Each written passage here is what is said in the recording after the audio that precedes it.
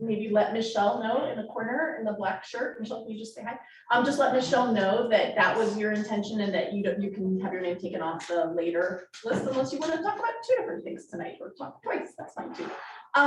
So basically from 5 to 6 is our open public hearing about the budget. All 5 of our board members are in attendance, but 2 of them are on Zoom for this portion of the meeting. And so, and then at 6 o'clock, we'll be starting the regular portion of our meeting, which will include the budget presentation, budget overview, discussion, and action vote, in other words, on the budget. So that's going to happen beginning at 6 o'clock, and but at 6.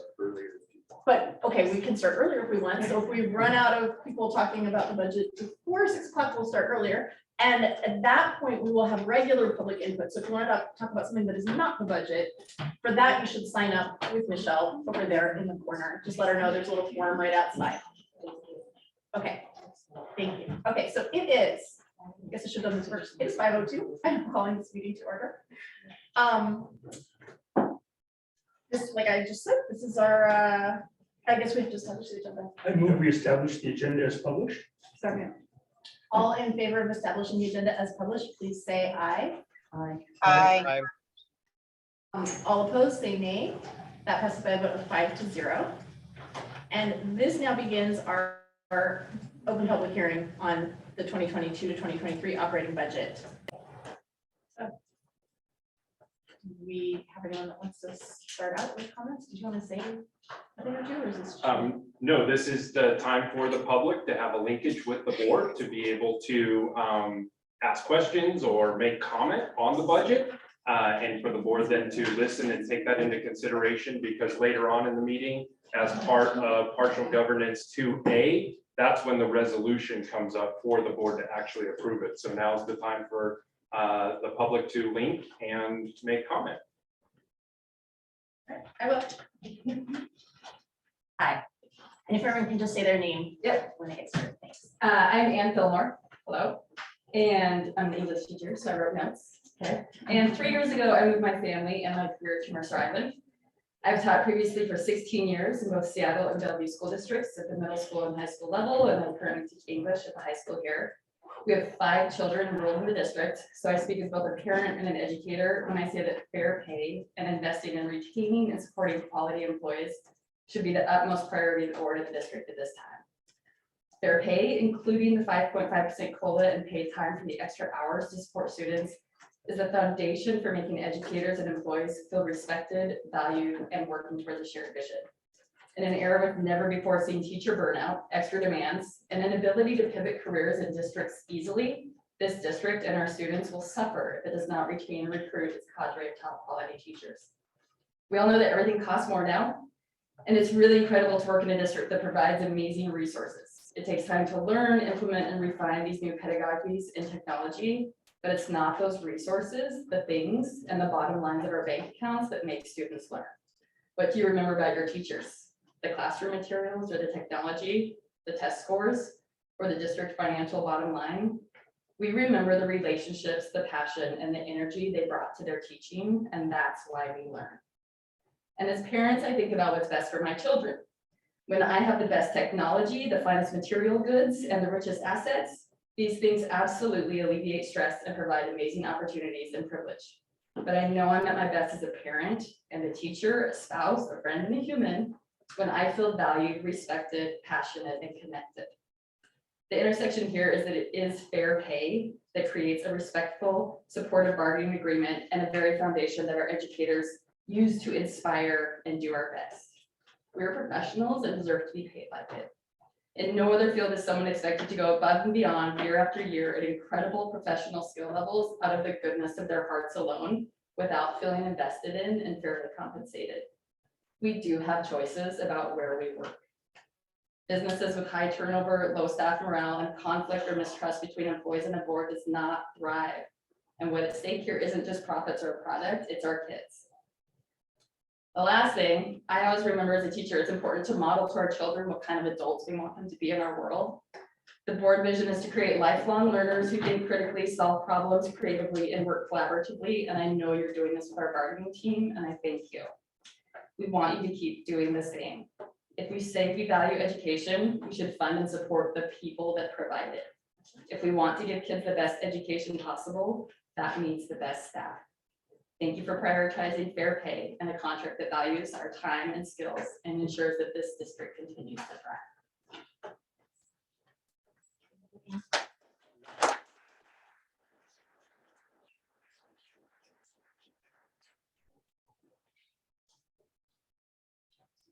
Hi, my name is Patrick Collins. I am not a language arts teacher, so I do not prepare. I've been teaching in the district for about 20 years. I'm a social studies teacher, and I just want to talk again about the bargaining and the necessity to look at the figures and to go on the side of those figures. Today alone, I heard that a one-bedroom apartment or a 700 square foot apartment in Fremont is now rented for $2,000 a month. And in the state of Washington, even though it's a great state, we have trees and laptops and polar bears. It's also a state where, at this point, if you are a family of 4, you will be considered a charity case by hospitals if your income is $110,000, which sounds like a lot of money, but those are the expenses that we were dealing with. And even though the amount of money, the percentages aren't that different in what the district is offering versus what we're asking for as educators and people in the education community. It may not sound like a lot, but that bit will make a big difference in a lot of people's lives. So I want to take that into consideration. Thank you very much.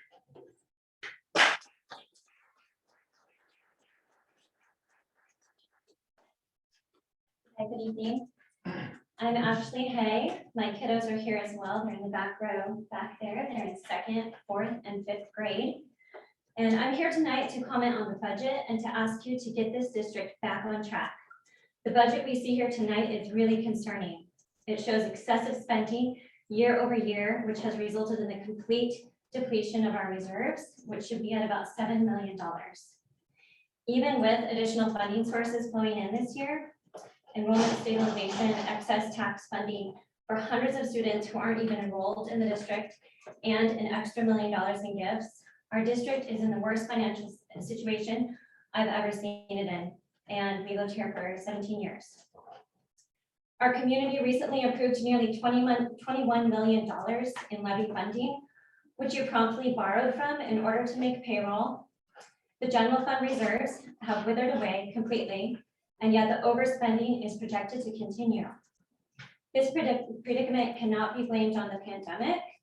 On page 20 of tonight's presentation, we see that expenditures have outpaced revenue for 5 of the past 6 years. While COVID may have sped up the trajectory here, the depletion of the reserves began more than 6 years ago.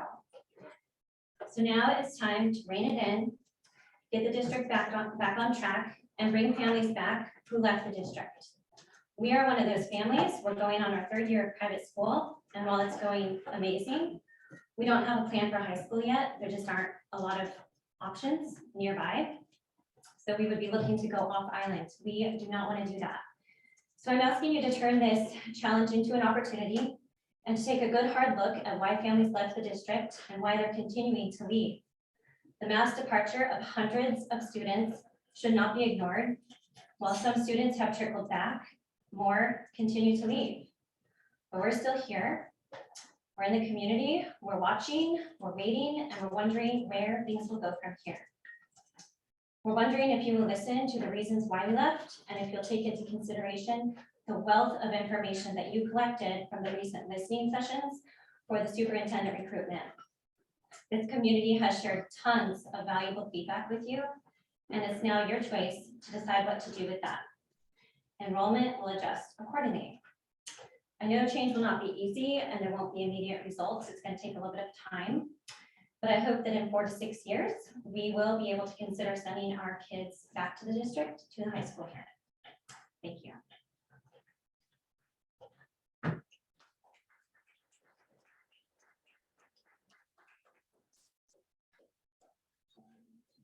Hello, I'm Alice Larkin. I'm a 6th grade language arts and drama teacher.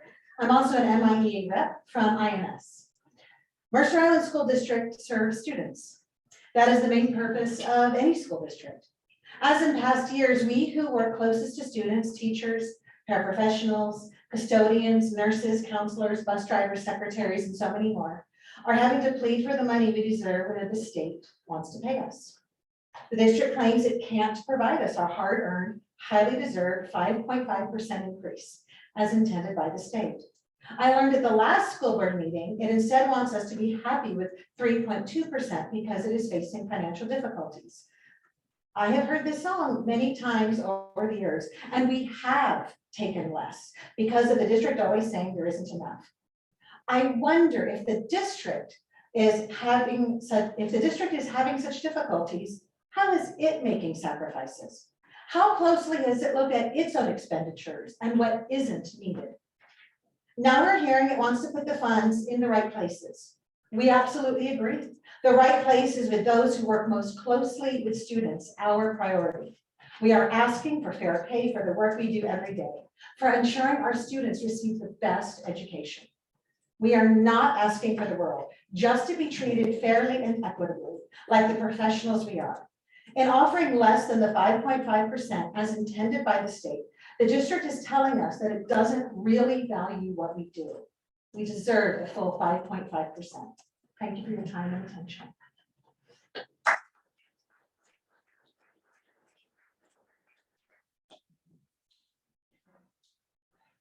My name is Sarah Hart. I teach orchestra at Islander. I'm also a building rep at Islander this year. This will be my 5th year here in Mercer Island, and I love my job. We have wonderful kids and parents and administrators and colleagues. That said, I want to share 2 anecdotes with you. Number 1, last year I was fortunate to be invited to join the interview committee. We had a wonderful candidate who came in highly educated, qualified, brilliant, talented. We were all blown away by her professionalism and expertise. We offered, she declined, because moving here from her current similar teaching assignment in a district in our north would incur a $20,000 pay cut. Once that happened, this is the second anecdote, I decided to spend some time this summer investigating pay scales around the Puget Sound area. I'm relatively new to the state, so I was curious, and I want to make it very clear that I'm not seriously looking for another job at this time. There was a job opening in a district 30 minutes from here that would also pay $20,000 higher than I'm currently making here for the exact same job.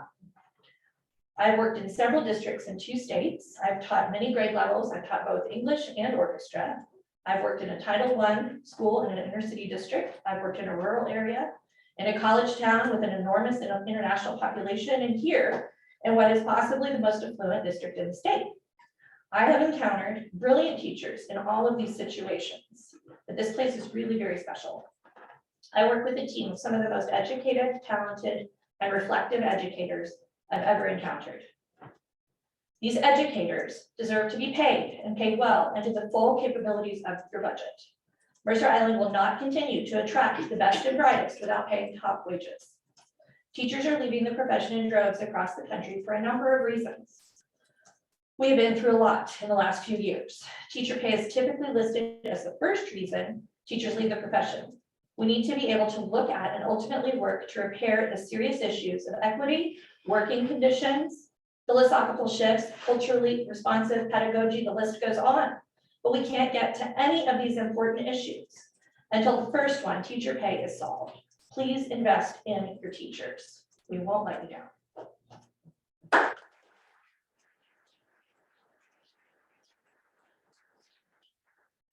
Anybody else in red?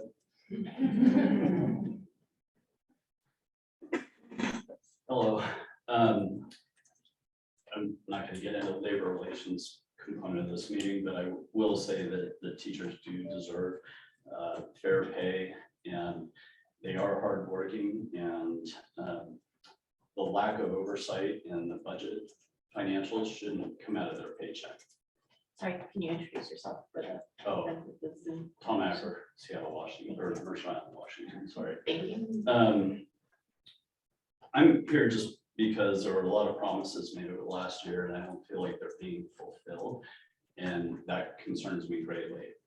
I went through all the interviews for the new superintendent. Congratulations, Brad. I don't believe I have said that, and maybe you're feeling condolences are more appropriate at this time. Unfortunately, I'm not. But You said in the public meeting that you've been on a 13-year interview for this job. And you also stood in for Ms. Kolosky when she was out. So where we are today, I think the board, yourself, you're all accountable for where we are today, and I expect great things in the near future. With a 13-year interview, you should be well in command of the ship. When Ty resigned, he was one of the only people in the administration I really had a lot of faith in. He always gave me straight answers, and he did a phenomenal job. Transparency is and has been an issue, and I keep going through all of the enrollment numbers and the budget numbers, and it is like a shell game at a carnival right now. And we need your help, and you owe it to us as community members to give us straight answers and right the ship. As I think it was Colin Powell once said, the greatest threat to our national security is the lack of education. And we are starting to fail our kids. From a special ed perspective, I have no idea what's going on. There's a lot of rumor, innuendo out there. I've heard that 14 new special ed students are coming to the north end of the island. And then I hear that we're letting go special ed students and parapros, and then we have people quitting. So retention is a huge issue. I've also heard that administrators who work in the school district are pulling their students out of the school district. So that sort of rocks my faith that even the administration has faith in the ship being righted. You all have hard jobs. I understand that. But you don't need to make the jobs harder by not being honest with the community. And I'm not saying you're dishonest, but not being transparent and being more proactive and getting materials out for us to read in advance of the meetings is not helping your cause. And transparency matters. There are so many people on this island that are qualified that would come and help. Maybe you need a finance committee, a community finance committee to own as like a stakeholder in the group. I don't know, but whatever is being done right now isn't working. So I'll just leave you with this, that our children's future matters. The special ed programs need help, and do not take wages away from the teachers because of the financial crisis. Figure out a solution to lead through it. And I know that I'll probably have to watch my back when I walk out of here, but if the, I think performance issues, even within all levels of the administration, need to be worked. Get rid of the non-performers and increase the educational experience and the transparency for the community. But thank you all for your service. You have a hard job, and I'd like to see some results in the very near term and more information for sure. Thank you. Thanks.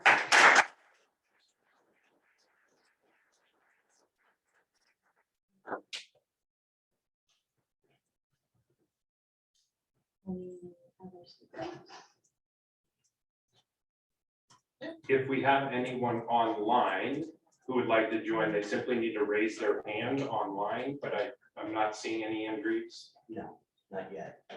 Oh, someone just. Dana, you should be receiving an invitation to join as a panelist. Was that Levy? Yes. Dana Levy. Dana. Hi, can you hear me? Yeah. Okay, sorry. I'm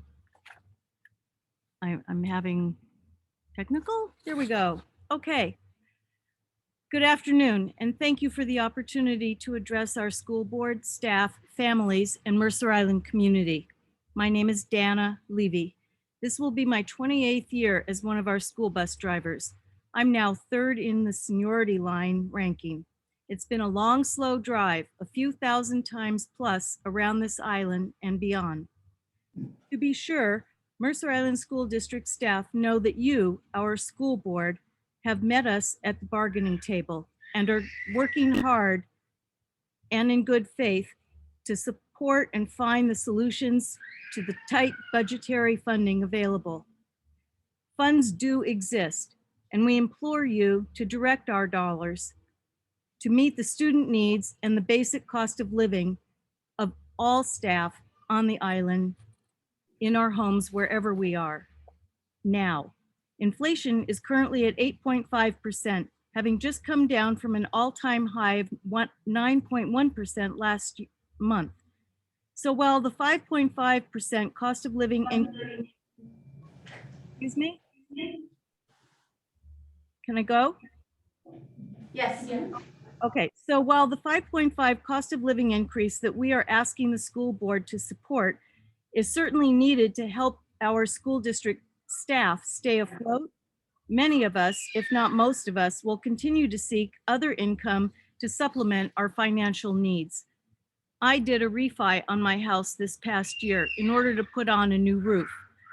My daughter is due to deliver my first grandchild in early January. Although we're hoping for a winter break baby because with only 18 regular drivers, 19 bus routes, and 3 very limited subs, getting coverage so that I can help her is looking bleak at best. That 5.5% cost of living increase translates to an increase of about $1.80 per hour for me. Not so much when looked at through that lens. School districts nationwide are scrambling to fill driver positions. In addition to the COLA increase, Bellevue School District is offering a $500 sign-on bonus with 30 and 90-day additional bonuses. They also offer retention bonuses to long-term staff of up to $5,000. Seattle School District has a starting rate of $36 per hour. I've been with us for 28 years and my pay is at $32.89 per hour. We are counting on our district to support us so that we can support our families. We want to maintain our loyalty to MISD. We ask that you show your loyalty to us. Please push through the 5.5%. Thank you.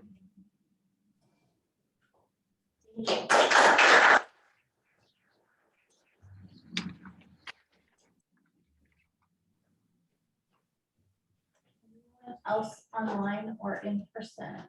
Yes. Tanya Lindquist, teach PE at Lake Ridge Elementary School. Thank you for this opportunity to speak.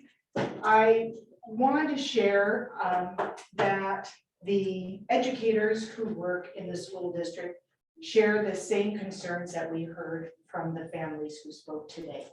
We want to see a school district with a healthy financial base who are invested in staff and students as well as our community. We do want to maintain a focus on our students and our staff because that's where the magic happens. It is in those relationships, it is in the interactions that we're able to educate and nurture and grow our next citizens. And I think we do that by ensuring that we continue to attract and retain quality educators and that we keep resources focused on the things that impact students the most. So we appreciate your efforts to make certain that the resources that we have in tight times go to those things that impact our students. And don't end up just going into a savings account, that our monies are being spent on the kids and the people who work with kids. Thank you.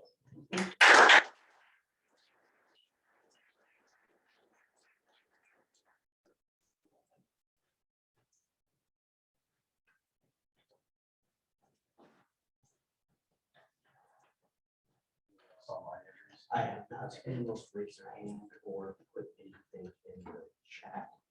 I did ask again through the chat just as a reminder that they just have to raise their hand or send me a message. I have not seen one currently. Yes.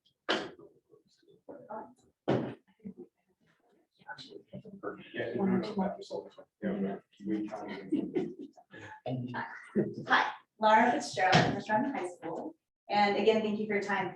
I've been teaching 28 years now, and coming to this district was very eye-opening for me in a really good way. I thought I was a pretty good teacher. And it turns out when I was really working with my colleagues, I was like, wow, there are some great expectations here. There are some great techniques happening here. And my teaching elevated like a lot. And I really appreciate that opportunity and the support of the district. And so on a positive note, I just want to say that, you know, coming here has been good for me professionally. This last year being back with kids and having fun again was the best. And our class sizes was amazing. I mean, I knew all my kids and it was just so lovely and laughter. Again, I don't know about you guys, but there's no laughter on Zoom. It's not gonna happen ever. And so, you know, just laughing with kids again. First time I heard it and I was just like, oh. So I just want to thank everybody for that. I just want to, you know, I don't want to repeat what everybody else has said, but you know, we want to do what's best for the kids. I like being surrounded by quality educators and truly, you know, our curriculum coaches, the levels are taking us to having our proficiency experiences that we're having and all of that. And so just attracting, retaining, keeping the teachers and just respecting what we're putting into it as well, because we respect what we're getting and respecting what we're putting into it. Thank you. Thank you.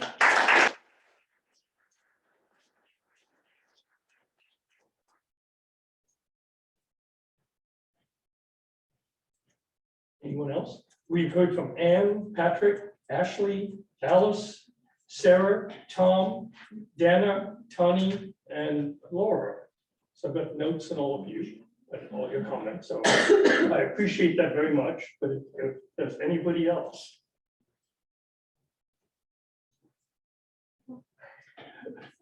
In that case. Yeah, sorry, we got one.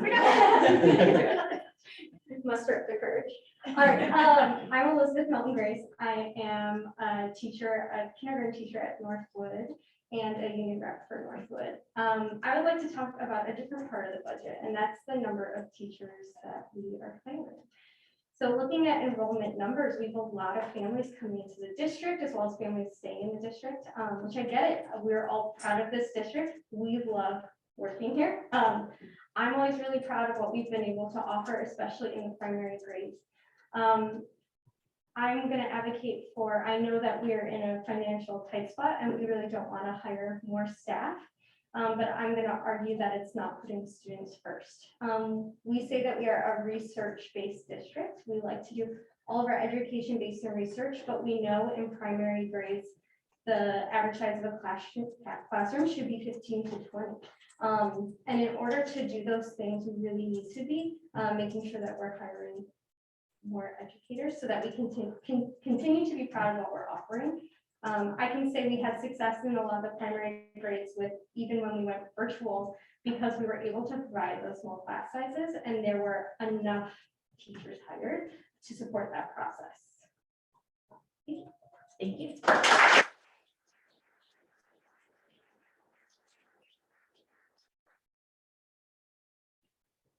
If we don't have any more speakers, we don't have any more online, we don't have any more in person, I also wanted to say I really appreciate the input and I think we're hearing a lot of the same themes kind of come up over and over again regarding like pay, regarding how we hire, who we hire, how we train people, you know, what we do once we've got them here. You know, people's kind of hopes for the future, for this year, for the budget. So I really appreciate the input and the attention, and I hope some of you will either stick around to hear the next portion of our meeting or run home and zoom in or zoom in on your car or something like that. So are we ready to close this portion of the, yeah, okay, we're ready to close the hearing. So is it gonna vote? No, you missed Okay, it's closed. So we'll take a break for 5 minutes so people who want to leave can, you know, leave, other people can stretch their legs and move around and stuff, but we'll be back in session in 5 minutes at 5:35.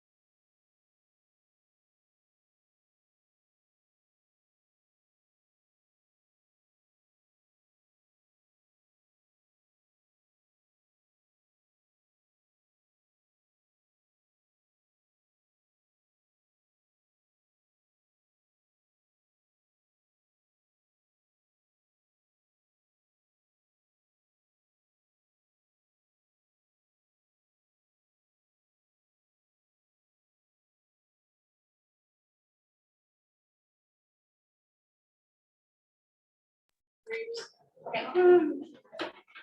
So, we normally do our public input at 6, and so, I'm proposing that we wait and do public input at 6. Or should we do it now and then do it again? Maybe when people decide to public input just left. Right. Because they had actually wanted to talk about the budget, Oh, I perfect. think. Okay. So who do we have left? Do we have a couple We people have left? 4 people. And they're still outside. Right, so I think they had wanted to talk about it. Yeah. Okay, they They all spoken to what they wanted to. Yeah, so we'll wait until 6. So we'll Okay. wait till 6. So at 6, if there were other people that had signed up, then we can go at 6. Okay, so that means we are moving on to the superintendent report. Great. This is the semi-annual bargaining report. And so what I want to just update you on as a board is that the 2 bargaining teams really got started in June with some preliminary meetings before that, took July off and then have continued here in August. There are plans by both teams to continue bargaining through this weekend. And I think there's a shared commitment to try to reach resolution so that contracts can be ratified by their members of MIEA and then also brought before you in early September. I'd also like to say that I've appreciated, and I think we heard it tonight from some of the comment of the collaboration and the continued work by both sides to bargain in good faith and continue to try to seek a resolution. We don't bargain in public, and so I won't get into numbers in terms of the back and forth, but I know that there are interests on both sides, of course, to attract and retain people within the confines of our budget, which we'll be explaining more tonight. But both teams will work through the weekend, and I'll be in touch with the president as needed as we move through. Thank you. Anything else? Originally it's at school update, is that We haven't quite started school, so I'll save that one for there. But I would like to sneak in this before, and I'll do my normal comments at the end. But today we had what I thought was just a fantastic day. Our instructional technology coaches put together these shirts for administrators and others, and they were wearing them. The theme of our instructional technology day today was building connections, and heard so much positivity coming out of the day up at the high school. And so it was really the first time for all of the certificated staff to be back together from across the district. We'll be back at the high school tomorrow morning, where we will have a half day in the morning of professional development and then break, and then each school, teachers will go back to their school sites for more professional learning. Elementary is a little different because of the adoptions. So to say they're going right to their school, it's not quite that, because they're going to be going to different groups based on literacy or numeracy in their grade levels. But looking forward to tomorrow, and then we rush right into next week. Friday or Monday will be a teacher preparation day. Tuesday is a half day professional learning in the morning, followed by a half day in the afternoon for teachers for final preparation. And our students, 1st grade through 12th grade, start arriving on Wednesday. Thank you. Okay, so moving on to partial governance process monitoring. It is time for board policy 1800-06, budgeting / financial planning, resolution number 715, the 2022 to 2023 budget.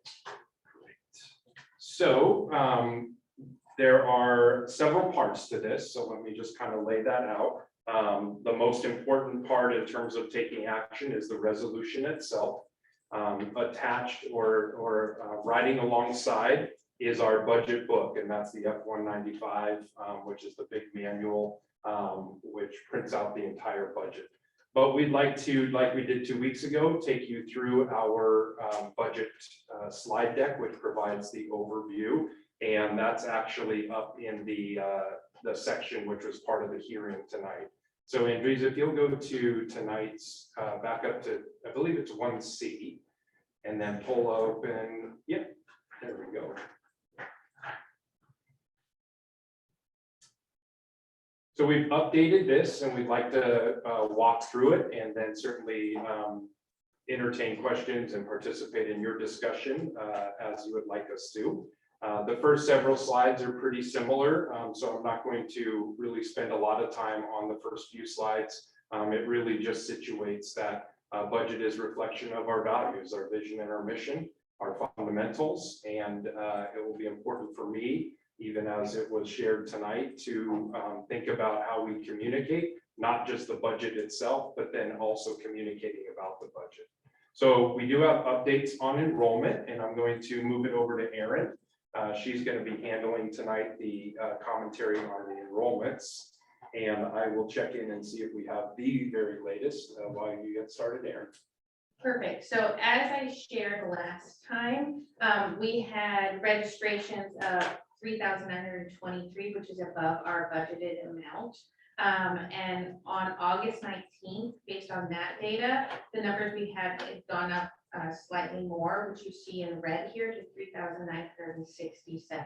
So that is above our budgeted amount.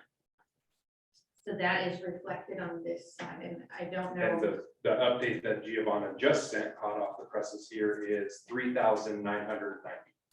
So we are about 23 above that.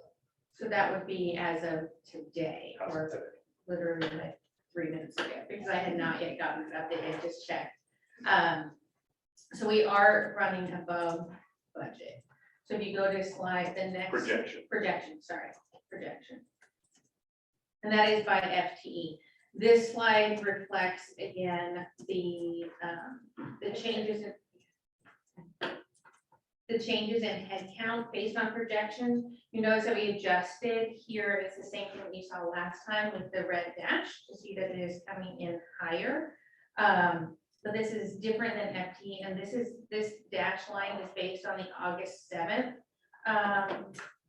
headcount numbers. We did not update them based on the headcount from August 19th or tonight.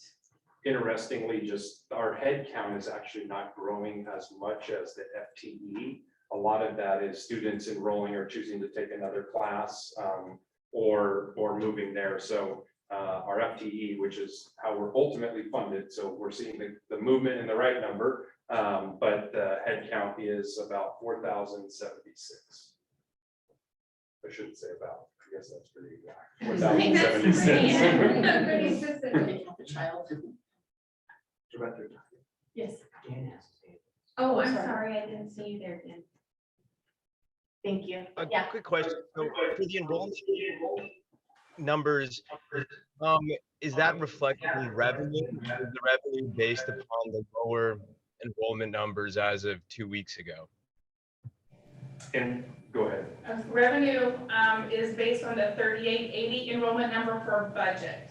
So if we land with higher enrollment numbers, then we will have more revenue, but our budget is conservative at 3880. But not as conservative as what you saw in May and in June.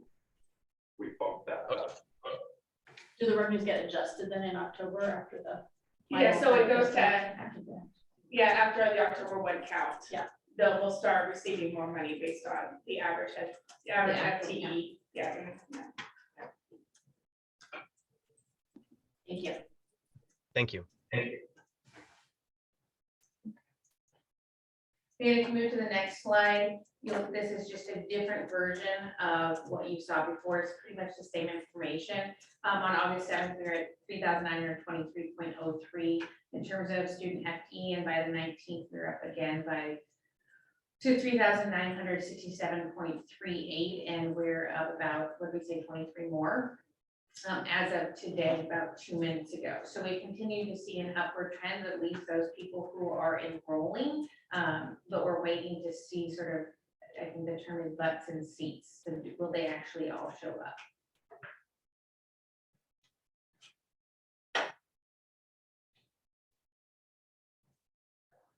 In terms of revenue outlook, Our ongoing revenue, we are, as was shared earlier, by many of our staff, there was an IPD of 5.5%. That was given to the district, which is approximately 1.59 million for personnel and about 500,000 for MSOC funding. That 5.5% IPD is based on the prototypical school model, so it is not based on our entire staff because we staff at a higher level. So that 1.59 million does not equate to a 5.5% increase for all staff. We also got an additional SEL staffing allocation of $430,000, and that's I believe for nurses and counselors. It's not just for counselors or psychologists. It's for a panoply or a pretty broad spectrum of staff that this can be applied to. We did our technology reimbursements and transfers. We think we're gonna be about 200,000 for the general fund on that. We had some one-time revenue, and it was a levy stabilization about 500,000, which is toward the EPNO levy for 2023. And that's just as, well, I'll get into that. You're right. We have a different slide to it. Right. And then, as we said before, our enrollment is slightly ahead of projection and continues to sort of trend upward as just shared.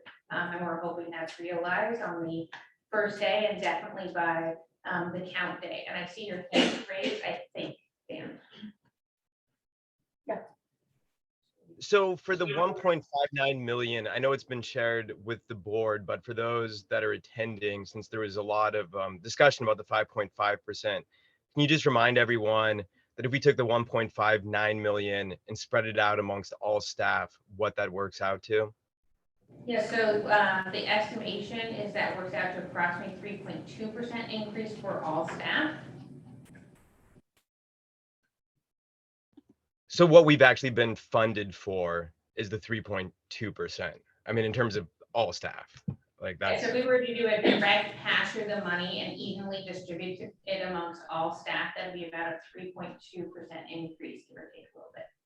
And just for those online, as a reminder, that's because the state doesn't fund IPD on any federal positions or any of our levy positions. So any of the positions that we choose to fund at the local level or the federal level do not have the 5.5% applied to.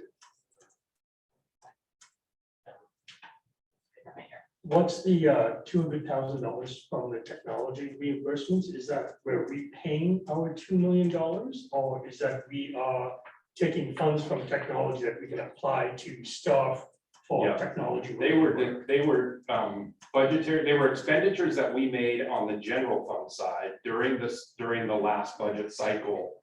And then through cleanup and really actually Director Bergstrom at the time and a couple of the staff and the finance team had gone to some WASBO conferences and learned that there are actually some other funds that we weren't taking advantage of in terms of being able to move that. So this is really separate from the inter-fund loan, but we're looking at how do we, where we do have money, which is in the bucket of CapTech, how do we use that without a loan, but how do we just move that back to the general fund? And we think we found about 200,000 that will be. Is that going to be an ongoing? Yes. Yes. Yeah. So that's on the ongoing side,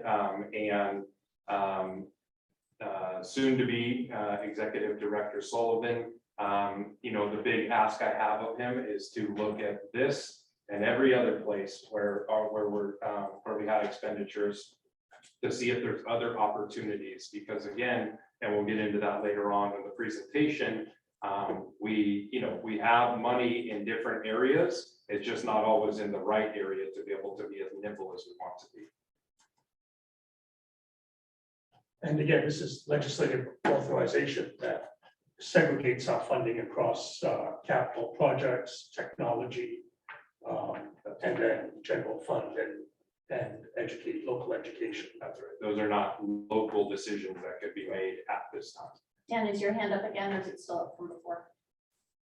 It's up again. So I mean, so this is sort of what's permitted under the 600-page accounting manual for public schools in Washington State, which, at least as I understand it, has some general direction, but then like most accounting rules, how that is applied, there's always some ambiguity which could be clarified, for instance, by state legislators in the next legislative session, if there were to, perhaps clarify to what extent it could be broadened for non-loan purposes, just straight transfers. Thanks. So we advance to the next slide. And some of this we addressed just through your questions, Director Glowitz. But one thing we didn't address is that we did take a $2 million interfund loan last year. And we have to pay that back in this year. So we have to pay from the general fund, we need $2 million out of the general fund and pay that back to the cap tech fund this year. We do not have the option to just maintain it and pay it over a longer period of time. So that is owed in this year. So that'll be an expenditure that we won't hope to see on an ongoing basis on our books. And we already addressed the 5.5% IPD increase and how it applies to state funded positions. So unless anyone has questions, the one difference here is it does sort of break down what we would need to give 5.5% to everyone. And we estimate we need about 2.67 million, 2.665 million in order to fund all positions. And as we all know, our contracts with both MIA units are open, that's classified and certificated. And this is a question for all three of you, whoever wants to take it. Do we have to pay back the $2 million interfund loan, like all in one chunk, or could we pay it off in chunks, for example, like 500,000 at a time? Yeah, we pay it over time. Yeah, we have those options. And that, but it has to be paid back by, did we do it in March? There was two $1 million transfers, so we have to do it by the 1 year mark for each of those For each of the transfers. Yeah, Okay. it's not the resolution date, it's the actual transfer. When it actually happened, okay. So as we bring up the next slide, this is just a reminder of, to the point of some of our guests tonight, that we're oftentimes looked at as a rich district or a wealthy district or a well-off district. And in so many ways we are. And it is, as others were saying, I'm grateful to work here. But it's also a reminder that simply because the community members may be more wealthy than other areas in the state, it doesn't make our district wealthy because of the way that the distribution of funds work. And one thing that's happening, if you'll go ahead and swing down to the next one, please. One thing that we have to keep in mind as we're looking towards the future is that 1 year extension of being able to use our 1920 enrollment figures is going to sunset in October of 2023. So we really have the April 2022 collection, and then we just had that. We'll have the October 2022, and then we'll have the April 23 and the October 23. After that, we will go back down to whatever our enrollment is at that point. And so with enrollment at a lower level since 1920, we can expect to collect much less on our operations levy. Just as a reminder, the enrichment programs and operations levy is the only levy that goes directly into our general fund. The other two levies are separate, and those require what Director Glowitz was just speaking about and others, and those require those fund transfers or those fund loans if we're going to move them. So this one, unfortunately, is the one that's not only based on student capacity here, but it is subject to some inflation. But most districts in the state continue to fund based on property value. We're one of the few districts who, based on the McCleary decision, were put into a category where we fund our EP&O based on students, not property value.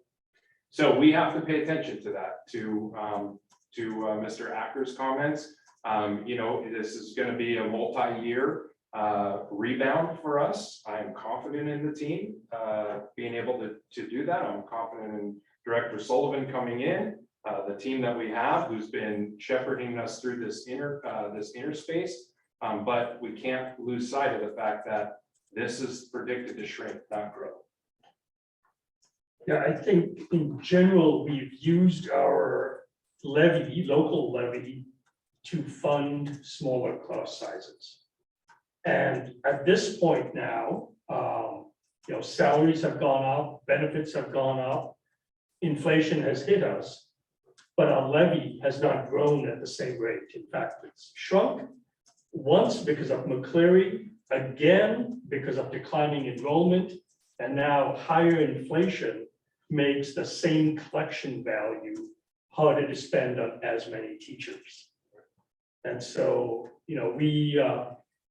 we had some benefits in the past that have now caught up to us in a kind of very negative way that we have to now rationalize. And I think that's really what's happened here.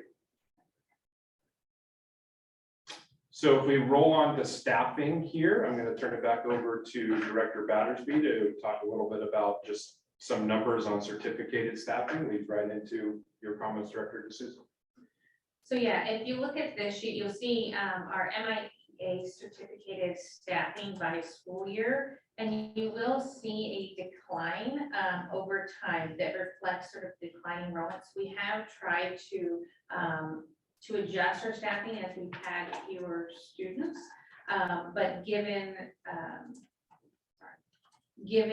just the unexpectedly high decline that we saw following and during the pandemic, they're not necessarily well aligned. So that's something that we're going to continue to have to look at, but recognize the value that each of our staff brings to our students. So it's going to be balancing the dollars we spend, but we can't ignore the fact that a large portion of our budget is in fact staff.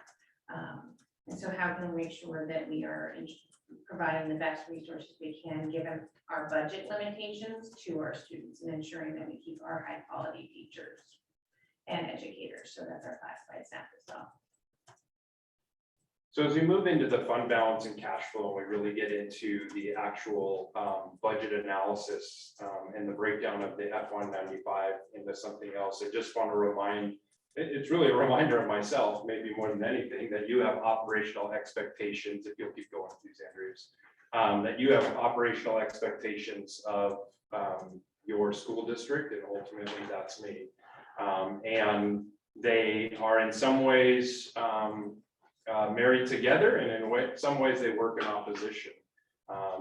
OE4 is to make sure that we are continuing to attract and retain the very best educators across the board. As I've been speaking with our custodians, I'll be with bus drivers tomorrow, our Chartwell's group, any group I can get in front of is to make sure everyone knows they're an educator in this district, because we all impact students in one way or another.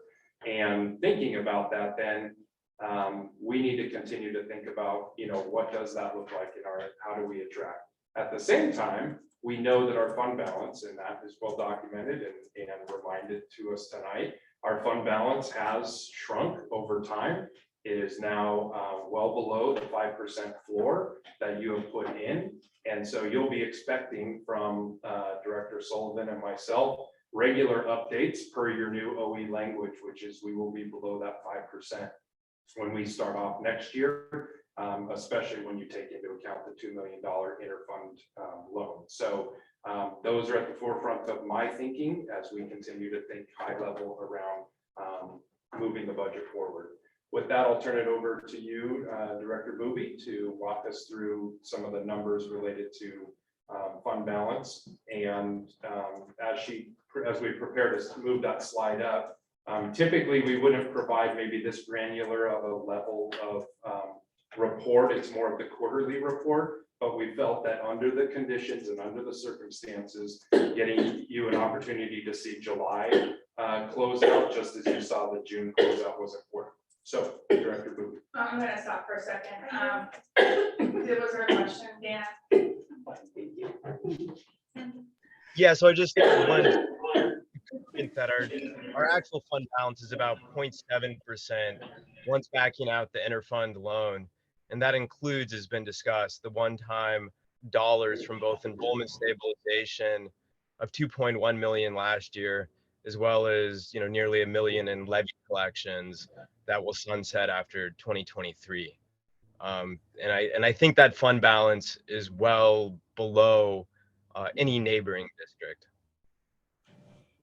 Yes, in speaking with the Puget Sound Educational Service District and OSPI, which we have done daily for the past 3 weeks, as we continue to be extremely transparent with them. The ESD ultimately has to kind of sign off on what we're doing before we even bring it to you. And then they're the first sign off after the resolution before it even gets submitted to OSPI. We do that. We're not trying to hide anything. But to your point, Director Glowitz, yes, the fund balance is a concern for the ESD. And it is probably the lowest in the PSESD right now. All right, so as we move through, as Fred said, we typically don't go into this much depth for July. But again, I just kind of, since we did it for June, I just want to be transparent that this is the exact same graph, but just updated for July. So you can see that for expenditures, we continue to do our due diligence to try to come in under budget on our expenses. And as Dan has already pointed out for me, the fund balance here says 2.73, but it does not take in account the $2 million that we owe ourselves next year. If we move on, Andres, to the next slide, I also updated this for your benefit, making a note that the June 30th projected end of year balance was $2,026,205,000 based on the data I had at that point. On July 31st, I've adjusted it down to $1,984,000, but based on my work with our staff and the ESD, we're still looking at a $2.544 million fund balance at the end of August. And that accounts for a couple of things. That's the safety net funds coming in, but it's also our office working diligently to make sure that we're not leaving money on the table. We have several grants that sunset on August 31st, and we want to make sure that we are moving and transferring dollars into those buckets so that we don't leave a dollar on the table. And so tomorrow, that's where my attention turns, because the F-195 and F-195F will be submitted to OSPI after your resolution. And we already have a list of things that we're going to work on and a list for Matt to double check for us and the ESD to try to start moving more of those funds. And so we're going to be doing some month-end cleanup for August right away. I've also updated this forecast. This is also using the AI program that we have, Forecast 5, to kind of predict August. And just update that and show you the variance, whether it's favorable or not. So just wanted to give you the exact same data sheet so you can compare month to month. And the same thing with the next slide, it shows the actual for each month except for August, and projected means what we are expecting based on our lived experience for the last 11 months. So just giving you that as we move forward. And the same thing with the next slide. I'm moving quickly, sorry if you've seen all this before. I've just updated the July numbers. Again, this doesn't include the safety net or the grant moves, but this is just showing you our fund balance to revenues and expenditures. And as Dan pointed out, year over year, we are expending more money than we are bringing in revenue.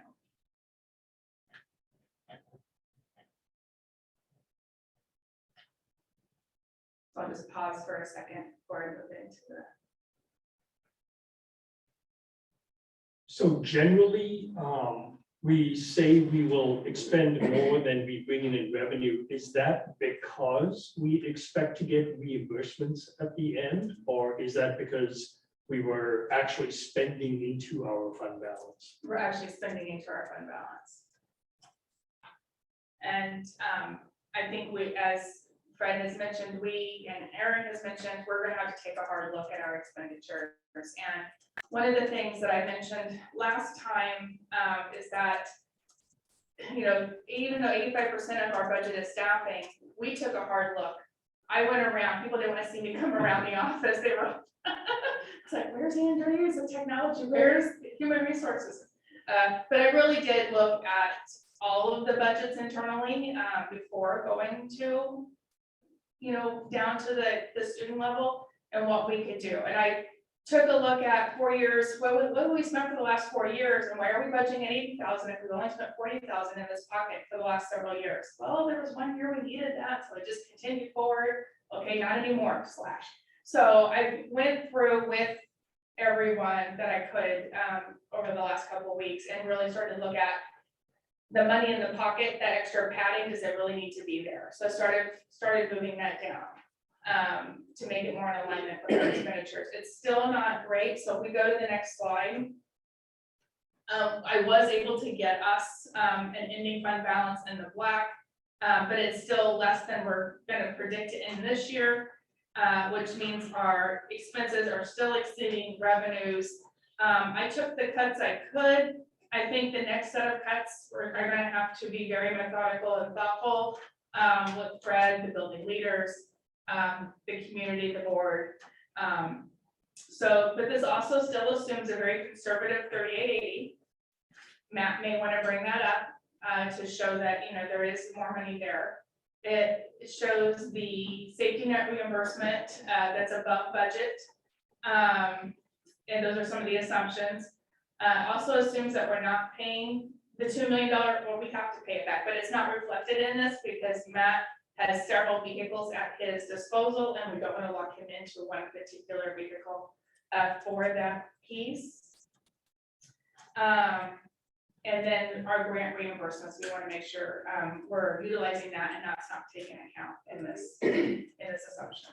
And just a reminder, when we last met 2 weeks ago, we had brought you this particular page had shown that we would have been, I think it was about 147,000 under, and you can't start a year projecting a negative balance in your fund balance without other measures. And so we took the direction back to move our fund balance and get it back into the black so that we could begin the year with all of our funds in a positive space. And then as Director Booby said, we have to start working diligently now as a team, as a district, really finding where we're going to move our district back into a better financial position. So going to the actual resolution, it still lists general fund revenues lower than expenditures. Yes. Which is on here. Revenues are 69 million, expenditures are 71 million. So we're still eating into the new fund balance that we have. And the reason is because we will come in with about the $2.5 million fund balance from this year. So that's what's going to cover that delta, but it's only leaving us with the 271,000. So that's why it shows that. Yeah, can I just ask when would be a good time to stop and do the public input, because we're already at 6:09 p.m. and we plan to stop at 6. Are we at like a good? This is probably a good start. This is a good, I want to clarify something, even though, I'm looking at the budget and I'm working with building leaders, I could not do this without Jackie and the whole team and the financial department. I mean, it has been, we've been doing a lot of work behind the scenes. Jackie does a lot of work behind the scenes and she doesn't get enough credit for all the work she's doing. So I just would like to thank her because boy, does she know those numbers backwards and forwards. And I have to go look them up and she's like to the dollar, to the penny off the top of her head. So. And Brenda has been an awesome Yes. addition who you met last week as well. Semeraro has come in and stepped right up since being hired literally in July and hit the ground running.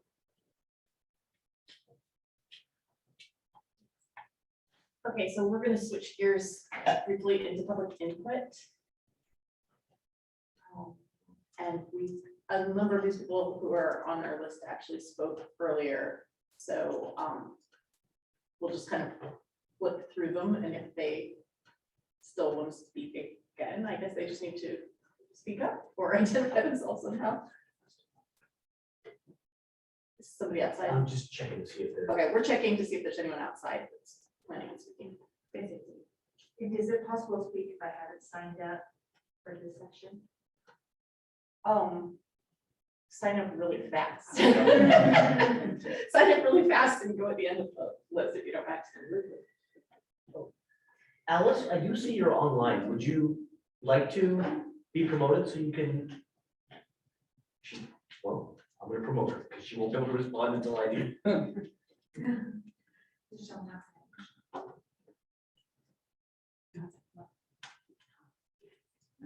No one is outside, okay, so we are waiting to see it. Just gonna go back to Alice. See if.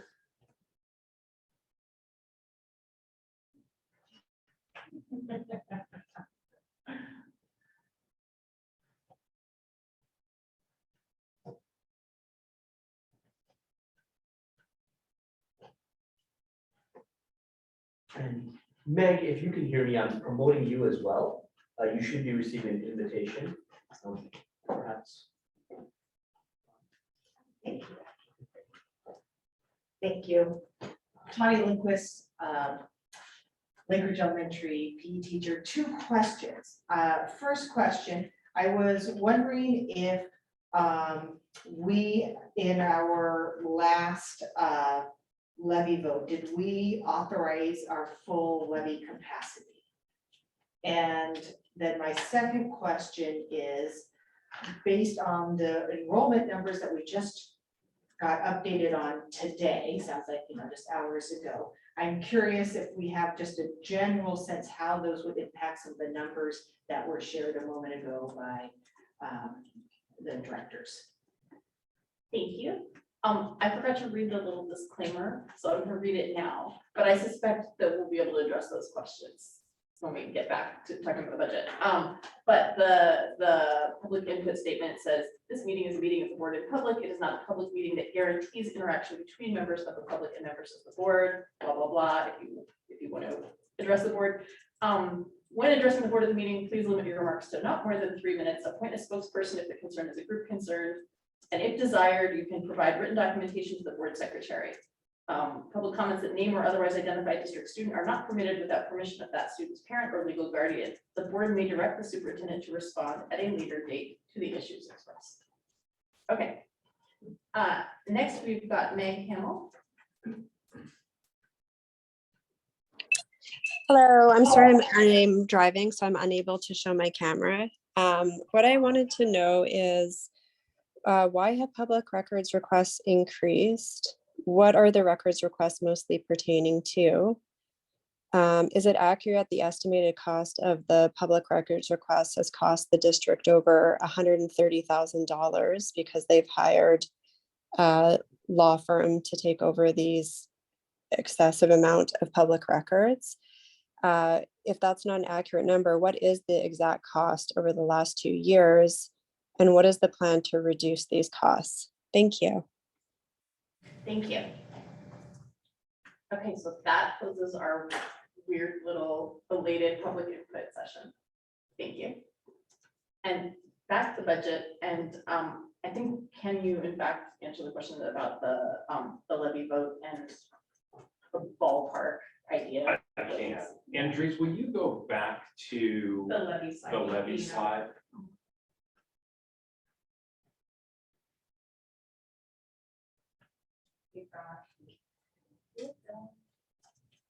Almost there. 2 more.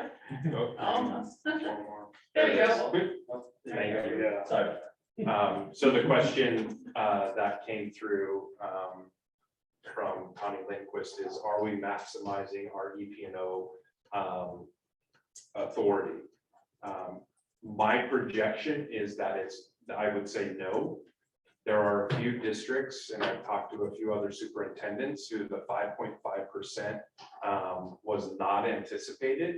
And so when districts like ours and others are going out to the voters, especially when we're on a per pupil amount, is the 12 million was thought to be plenty high, but I am predicting that we're going to leave some money on the table based on that because of the 5.5% increase, which was much higher than expected. Yeah, it's about $500,000.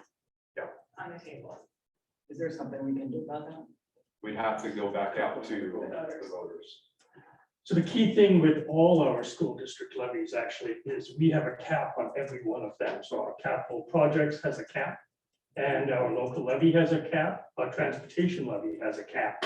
So that's the maximum we will go out with. If people got their tax forms, you might have seen your property valuations go up by about a third, 25% to a third. So it went up significantly. It does not make a difference on how much money the school district will collect. Your local school taxes will actually decrease as a percentage per 1,000. The dollar values will stay about the same.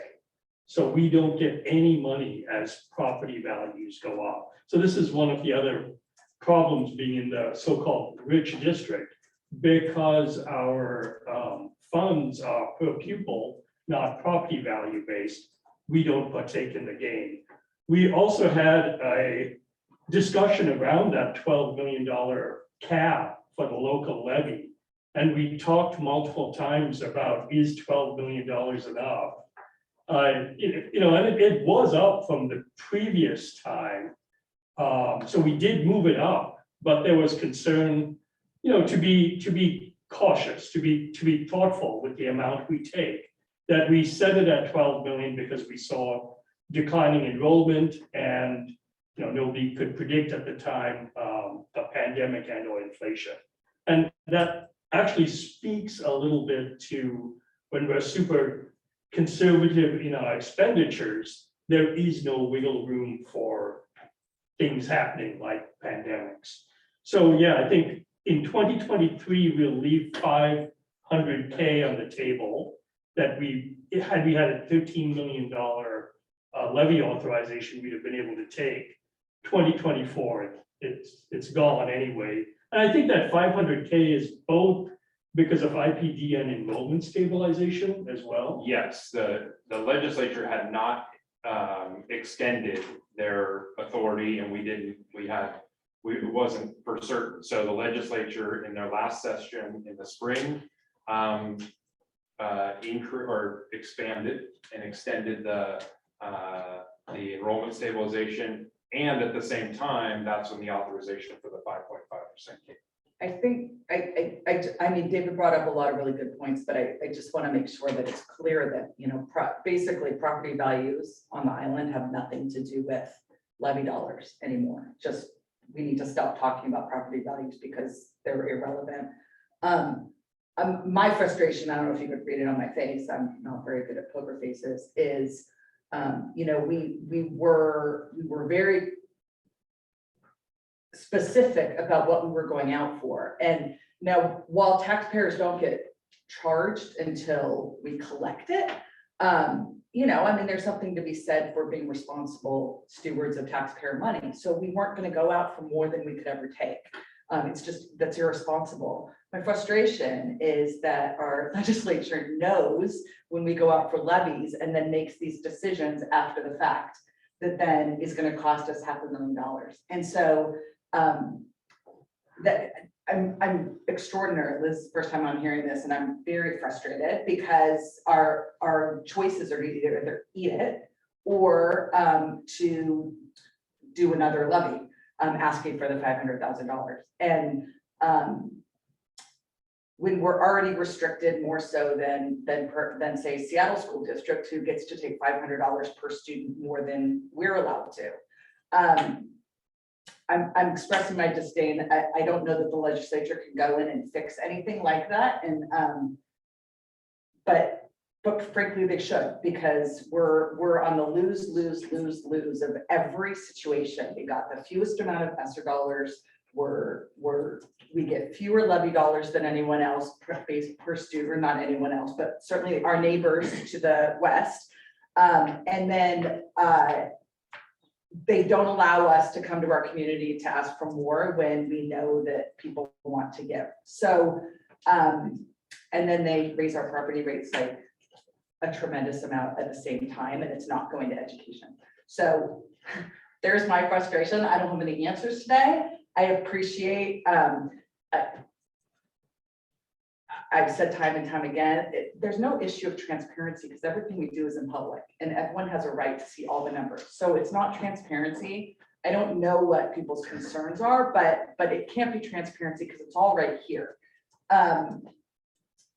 they might not agree with the choices or some of the choices, which we don't have a lot of, but it's not transparency. So no one's hiding anything. I'm just frustrated. Dan, I see your hand is up. Yeah, so one we hit on the limit and the effect of enrollment stabilization. The other one, sort of going forward when it comes to assumptions. One of the questions I had at the last board meeting was why the fees, tuitions, gifts had gone up, and that was subsequently explained. It's where I think yearbook fees are going to, as well as some committed funds from MISF. My question is, are there any other items on the revenue side, apart from enrollment, which will intrinsically be subject to a degree of uncertainty until students are in seats?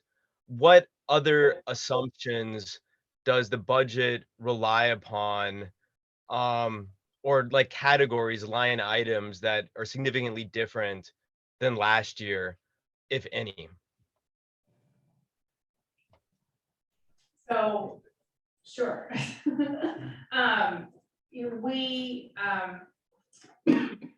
So you're On taking. the revenue side. On the revenue side. So on the revenue side, again, the 3880 is our student enrollment. We took into account the increased monies coming in for MSOC, our materials and expense, things that we get funding for. We did not adjust things much on the revenue side. Again, trying to stay conservative. We're just losing revenue. We don't have the ESSER monies coming in. We don't have the governor's money coming in. We don't have the one-time enrollment stabilization coming in. So this is what we know we are getting. Thank you. I think also, to be clear, we really, during the pandemic, we spent into the pandemic.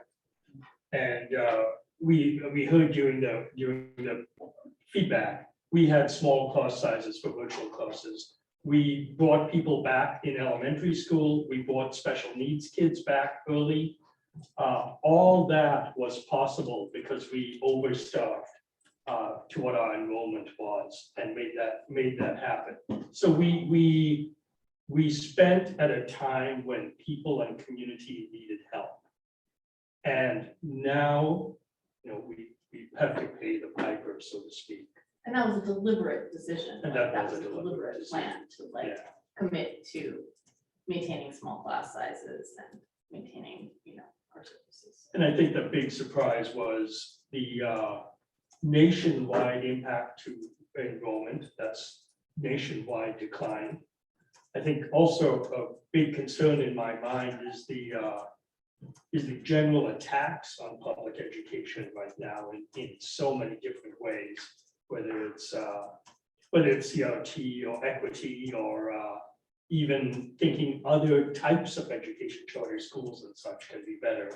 So we are really being caught when public education is a little bit at its weakest. And I think it's going to take some strong leadership and really strong support from the community to help move us forward through this. And again, I appreciate we've got a strong team in place, a new team in place also for our finances. So we'll be more transparent. Everybody will be learning at the same time. And as we're all learning, that will be shared back out with the board and community. And the actions we take will be with this learning behind us. So I hope people are using today to follow along. In some sense, this is day one for us. And just keep track and understand what decisions and changes we've made. There's been a lot of transparency today. That continues. So I appreciate this meeting on the budget.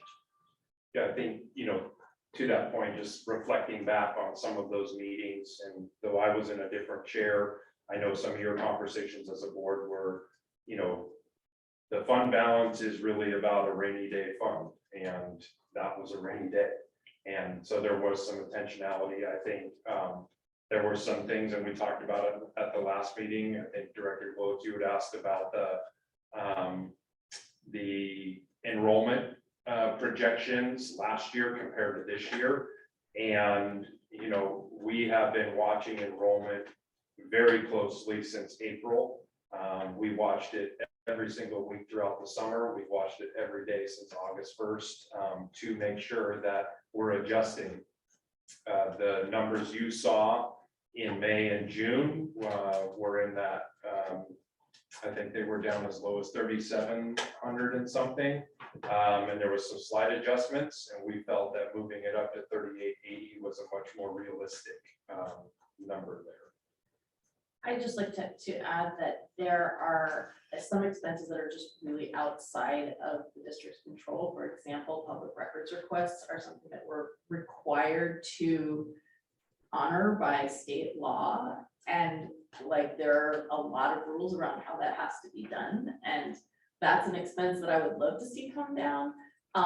That's a conversation for another time. That's not part of this budget discussion, you know, but like, I'd love for there to be more public awareness of like the right ways to get information from the district and the cheaper ways to get information from the district, like people that want to do something helpful, like usually people who are making these requests are doing it out of like concern and like wanting to know more about how things are done, which is great, but there's different ways that you can go about that. And if you're trying to help the district, like running up huge bills for public records requests is probably not necessarily the most helpful thing to do.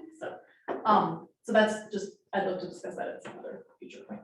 Yes, so Andrews, if we could go back to slide 22, we will start moving ourselves along here. So the general fund budget summary, there we go. So as we look at this, again, expenditures are for select spending revenues, and we'll continue to look for places to cut. One misunderstanding in general, whether it's with educators or public, is maintenance of effort, especially in special ed. And special ed is a big cost, so I'll speak to that just briefly. Maintenance of effort, there's actually 5 different ways, 5 different formulas that we use to meet maintenance of effort. We only have to get a guess on one of those 5 formulas. And so one of the formulas is total dollars spent. And so that doesn't work when you've got declining enrollment. So other ways to look at it is spending per pupil for students with disabilities. So as long as we're meeting on one of the 5, we're good. And so we do pay attention to that. So as you'll see, enrollment or expenditures and sped is coming down, but we're still going to be able to meet that maintenance of effort. And so we do watch those formulas. But there's also ways to adjust. We had retirements, people retire, you can actually adjust your maintenance of effort. A lot of people don't know how to do that, and we are making sure that we're adjusting our numbers and taking advantage, because that's also money that could be left on the table in a budget piece, because then you have to budget more if you don't do yearly adjustments. So there's just some pieces there that we've not done historically that we are starting to do to help us not have to overspend, because we didn't account for that with the federal government. All right, so as we move on, nothing has changed I should say nothing here, let's see here.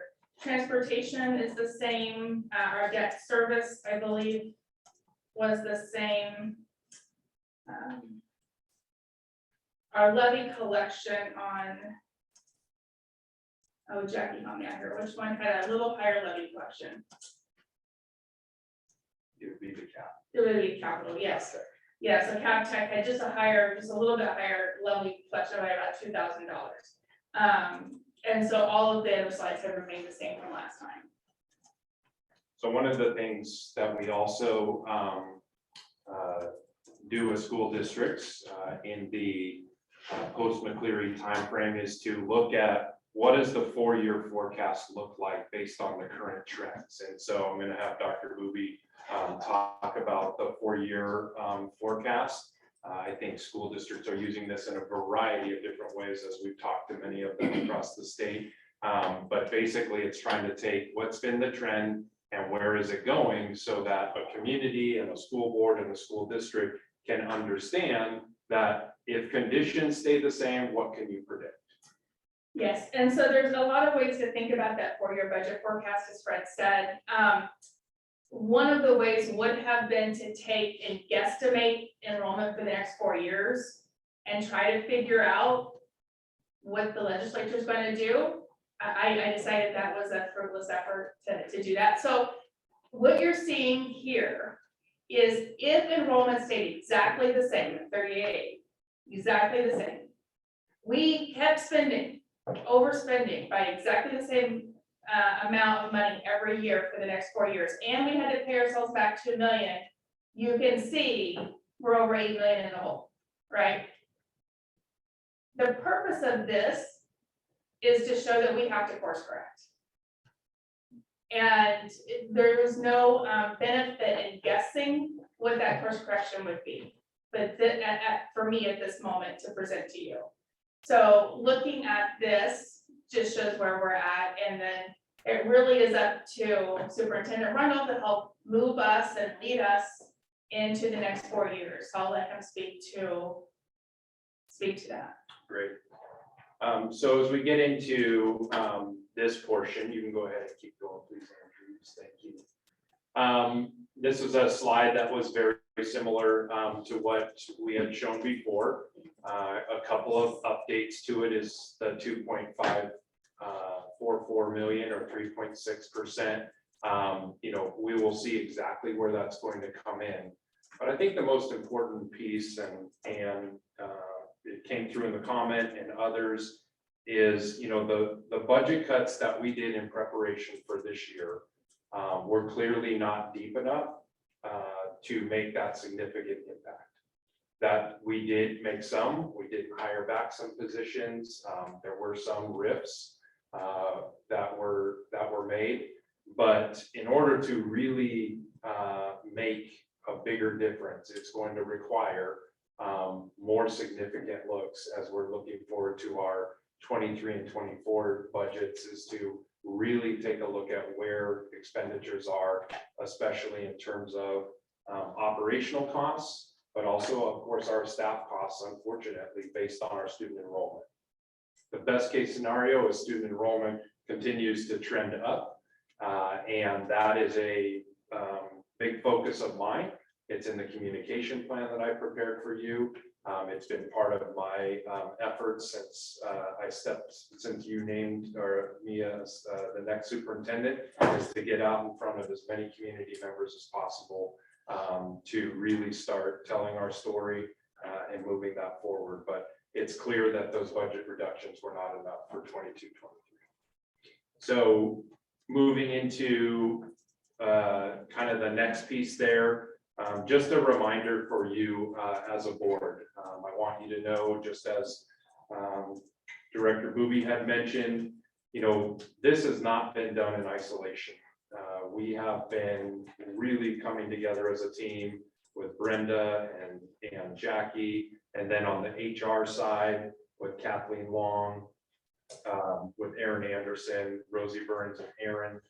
All of us really working together and being transparent with the organizations with whom we work with to make sure that what you have in front of you is our very best understanding of where we stand. And then when Matt comes in, if we go on to the next one, Andrews, as Matt comes in as Director Sullivan, that, you know, there are some core actions that not only am I recommending, but that I'm committing to. One is to make sure that any adjustments that come are articulated well and explained as we're moving through, that we are being transparent, that we're being completely consistent with our OEs, but we need a full-scale audit of where we are to make sure that we continue as we close out the books. We're taking care of all expenditures possible out of 21, 22, and then watching very closely in 22, 23, so that we can ready ourselves for 23, 24. As I've talked to Director Sullivan, he very much knew what he was getting into when he came to Mercer Island. I was not, we did not hide the ball with him, and he's very much looking forward to the work. He's had a successful tenure in his current school district on Vashon Island, where they were in a similar position. He is confident, and I am too, that it is going to take time, but we can restore the fund balance. We can continue to meet the expectation of compensating our staff, and most importantly, meeting the needs of these students who make up our great school district.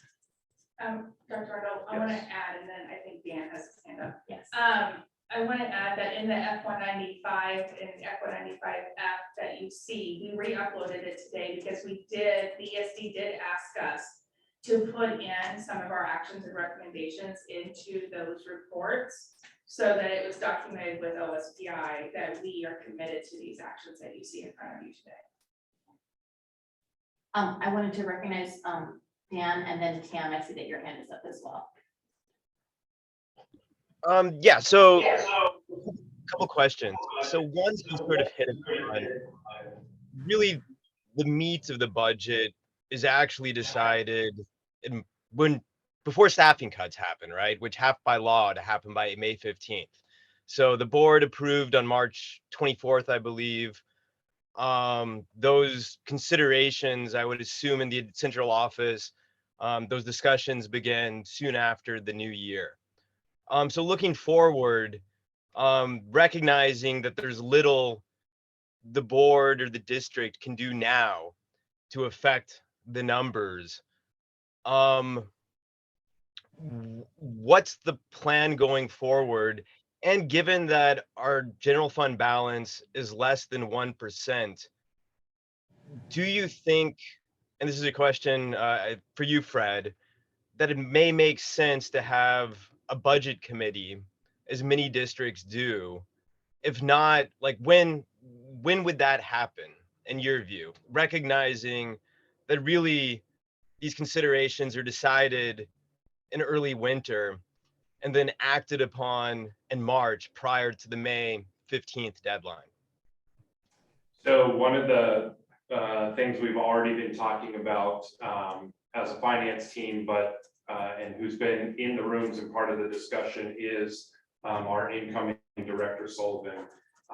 His timeline that he laid out for me as we started working on what he's done is that the budgets are completed much earlier in the summer, which means starting the process much earlier in not waiting even until February, but starting that process in December and January so that we're ahead in terms of the timelines that we've typically been on. Whether or not the budget committee is the right tool, I think that will continue to be conversation. And as soon as Director Sullivan comes into the district on September 6th, we'll be working on two things. One is planning and forecasting and setting up these new timelines, but then also figuring out of the 21-22, before we close the books, what can we make those adjustments so that our fund balance can be a constant conversation all the way through. Your point is well taken, Director Glowitz. Because the bulk of our funding, or excuse me, our expenditures are in people, and because there are contractual responsibilities that we have to that timeline, that many of the most significant changes that could be made to a budget actually happen in the spring rather than in the summer. Certainly on my mind, certainly on Director Sullivan's mind, and things that we need to do differently as an organization. And I guess one follow-up, and I know Director Sullivan has not, or the finance director has not he's not come on board yet, that it looks like Vashon's finances currently shows an interfund loan for 2 consecutive years. And they also have almost 20% out of district enrollment. I'm not sure structural deficits and out of district enrollments are solutions that would be well implemented in our community. Recognize that each community has different preferences and how to make the numbers work. But I think that, while I appreciate that he comes from a district that has the same constraints of being an affluent district with more limited funding, I'm not sure the solutions that have been implemented on Vashon Island would work well for Mercer Island. Just one quick correction on those. Vashon in his tenure have never made an inter-fund loan. They've had fund transfers, and that's what's showing up, just like we do transfers. And I talked earlier in the meeting that there's 200,000 that we can transfer back. So they have a history and a long history of really making those fund transfers, but those are not loans that they're making based on that. I want to give Tam a chance to ask her question. Tam, go ahead. So Fred, when you mentioned that we're planning to do an audit to see where we're at, and I really appreciate the conversation of how we're really trying to look at all of our budgets and seeing where, just to get more time and go through things with a fine comb, but moving forward, as we are looking at our budget and doing this audit, is part of the process. Are we looking at back in the last 5 years to see where we have grown in expenditure? I know we lumped kind of staffing as one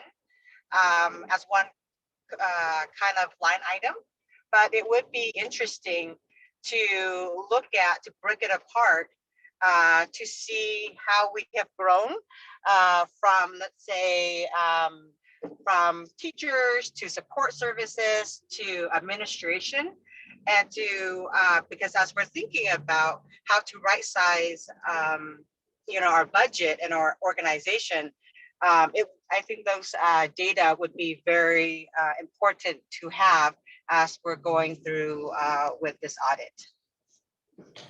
We'll definitely do a historical perspective. What will provide us the most information is going back to really that 1920 and then moving forward from there, because there was such a significant delta in enrollment.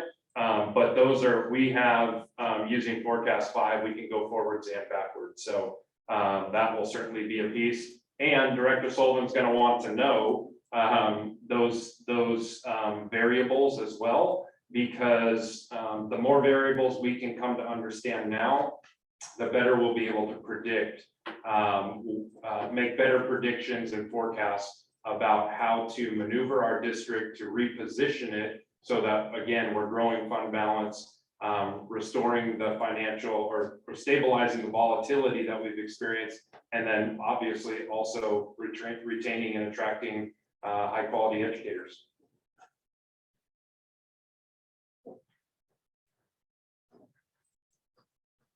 Okay.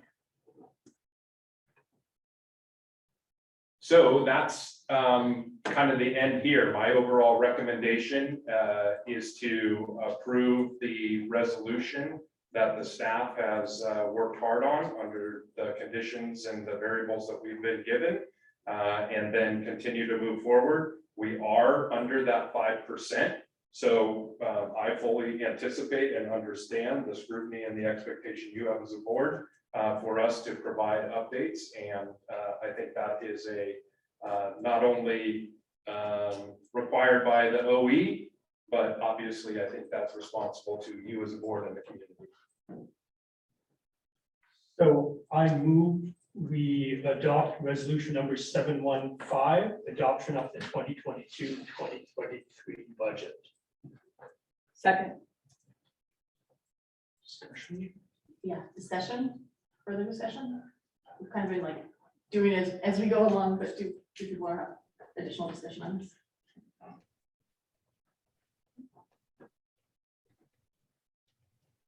I mean, I just want to say thank you for all the hard work. I know that it was, it's basically a new team who has been putting in the time with the numbers. Well, not new to the district, but the finance team has been new and really scrambling and working many extra hours to put this in place. It's hindsight is really easy to fall back on. And we make assumptions and predictions with the best information we have at the time. I think I would love to see us move forward and really move forward and make decisions to the future rather than second guessing and questioning why things were done. I think the reminder of good intent that, decisions were made at the time based on the best of people's abilities with the numbers that they thought and the predictions that they thought were going to come true. So I realized I got frustrated tonight because we worked really hard to make a decision based on what we were led to believe was gonna happen, and then it changed, and then you know, we suffer as a result. But I would just encourage everyone who has comments and suggestions to make them ongoing. Coming in at the day that we're approving the budget, frankly, isn't particularly helpful for anybody because we can't change anything at this point. But now it's known that we're working on the budget. We're gonna have to be making some difficult choices in how we're gonna proceed in the next year for the next budget cycle. And start getting involved in making suggestions. And we don't need budget committees to do that. Anyone can send an email to or request a meeting with anyone in our administration. And we can put our heads together and we can do this. But listen to what the timelines are so that we can get the input at times where we can actually benefit from it. I just want to say also thank you for all the hard work. I know it's been, in addition to just normal like transition stuff, normal start of the year stuff, normal budget stuff, to be taking this on when it's not even your normal job is a lot. The other half of their job. or the other Yeah, day job. yeah. Well, in addition to your day jobs. But I think that, you know, this has been, this whole last year really has been like a wake up call, I think, for us in the district and on the board, just that we really, you know, we made a deliberate decision to stay overstaffed. We made a deliberate decision, like we did have to cut some programs, but we really want to keep as many of our, you know, kid connected programs going as possible. And that we just need to take a really hard look this year going forward as to how to kind of like adjust expenditures versus, you know, money coming in more as more people come back to the district, you know. So yeah, just thank you. And I know these aren't easy decisions to make. But, I look forward to meeting our new finance director, and I am hopeful that the new team that has been put together will be able to be very clever at helping us optimize whatever money we do have coming in. Thank you. Any further discussion? No. Okay. We have a second, yeah. We have a second, okay. All in favor of approving the resolution number 715 to approve the 2022 to 2023 budget, please say aye. Aye.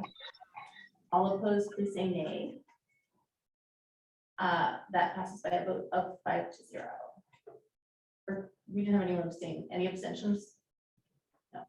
Sorry, I couldn't hear you, Dan. Are you an aye? Yes. Okay, you're an aye. That passes by a vote of 5-0. Thank you. Can we take a 5-minute break before we get on to the next chunk of stuff? Sorry, I know you folks are here. It's fine. Okay, 5-minute break. We will be back at 7:53.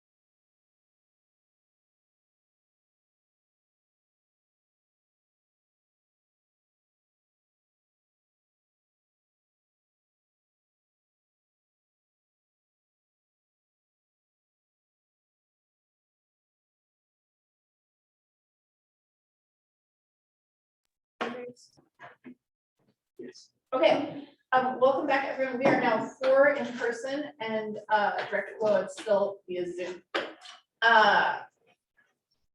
Thanks everyone for being here. We are doing board policy 1800 OE9 communication and support to the board, the comprehensive school counseling plan. So this is a brand new piece, so the board has not seen this. It goes back to some legislation that was passed several years ago that really asked and pushed forward that all school districts needed to put together a comprehensive school counseling plan as well as a transition plan. It's been a little bit of a moving target in most of the last fall and winter. The guidance from OSPI was that we'd be putting together a counseling plan and that we'd be advertising on our website. It would probably be part of a comprehensive program review, should we have one. And then in about April or May, they said, actually, we wanted to go before the board, which is great. And so tonight, following work last year by both the Islander Middle School counseling team, the high school counseling team at First Island High School last year, we started putting together the framework, and then the team that's come on at First Island High School has picked it up and continued running with it. And so I'm going to turn it over to Principal Kelly and have him introduce the team who's here tonight, and then we can work through the plan. And just before you do that, when you say transition plan, you mean transition to this new comprehensive school Correct. counseling? Exactly. And so there's going to be several moving parts. You can see in the timeline that, this last year was kind of developing the plan. Now we're transitioning to the plan. And then the following year, the 23-24 is really to start to implement it. Knowing that actually the transition, there will be natural implementation that starts happening as we go forward. So, Principal Kelly. Thank you, Superintendent Rundle. Good to see you, board. Thank you for having us this evening. So joining me tonight are somebody that you know well, Associate Principal Lisa Dean, and somebody that I want to introduce you to, our new lead counselor, Anna Schleter. And so they'll be supporting the bulk of the load this evening. But to give you a further framework of what Dr. Rundle was sharing, really recognizing the ongoing, the emerging needs of our students as they go through high school. Our goal is to provide academic, college and career, emotional, personal, and social counseling services to every student in our building. So in alignment with these priorities, serve the whole child, OSPI has instituted parameters for school counseling that greatly model the ASCA, or American School Counselors Association, service model. What we're sharing with you tonight is both a culmination of past work, but also a living document as we're addressing the emerging needs of students.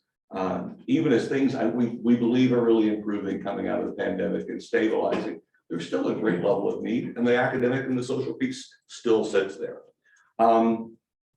So during this past year, we began with the work, and want to thank all of the counselors present and past that did the work to do this, but set this comprehensive counseling plan.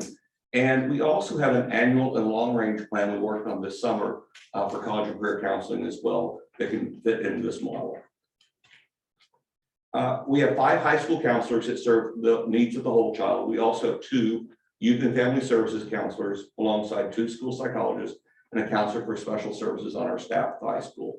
And the others provide individual, social, emotional, and group counseling support.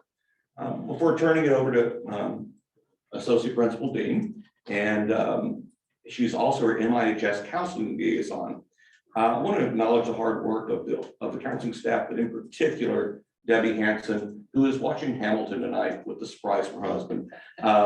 Debbie, who you've known well as our testing coordinator for years, actually was a bridge to help us author this document and connect the past and the present. So I really want to thank her. Lisa.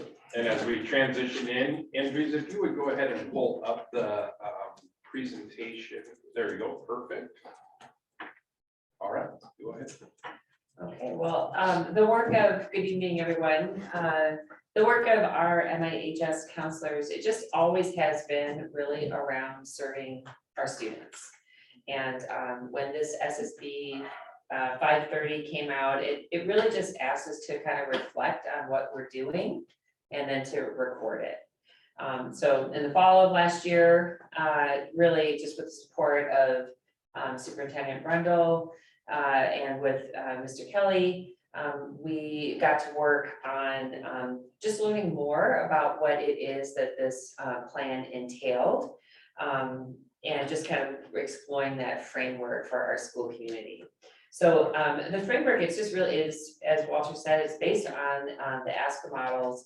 And those are just really standards that our counselors have been very, they're trained, they're very well versed in them. It asks us to review just kind of the efficiency and the effectiveness of our program and how we delivered our services. And really, we've started looking closely at how are we collaborating with students? How are we partnering with families? How do we include our school staff and kind of their voice in our program, and then also our community stakeholders. So we got to work and we assessed kind of the results.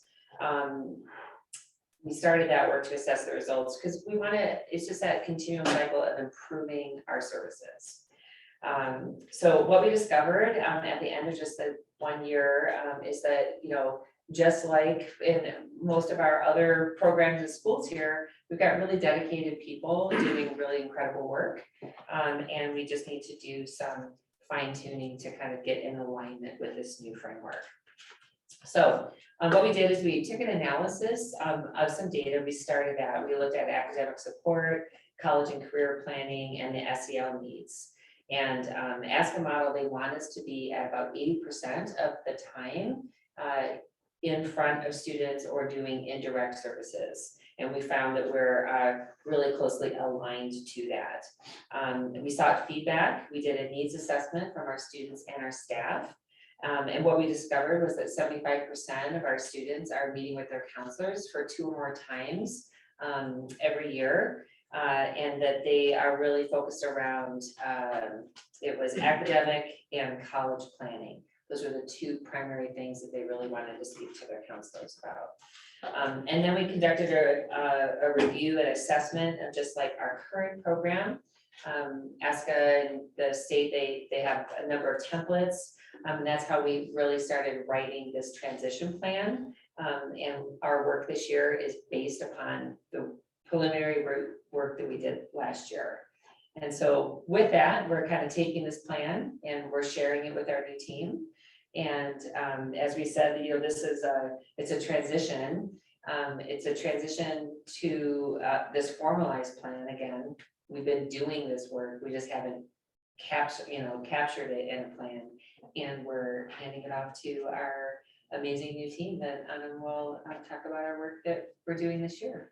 Hi, everyone. Thank you so much, Lisa. I feel like you covered a lot of the stuff that the ASCA School Comprehensive Model is about. And so I am surprised at how much work was already being done. This plan is very conclusive, and I look at it and all of the ideas that I've got, all of the learning that I've had in my K-CRAP accredited grad school counseling program. This is what we learn, and going off of it, I see that there is a lot of activities that are being done at the high school level, or supports that are being provided to our student that align very closely with ASCA. Just looking at the document, I was looking at, like, one of the things that stood out to me was develop an annual calendar, and I was just talking with the team, like, do we have a plan like that? Do we need to create one from scratch? And it turns out that we already have one, and it's a wonderful calendar that really aligns with ASCA ideologies of, like, meeting academic support needs, social and emotional support needs, and how we tie in the high school and beyond planning into it. Another thing that stood out to me was, like, learning standards to each activity. Learning standards to each activity should be attached.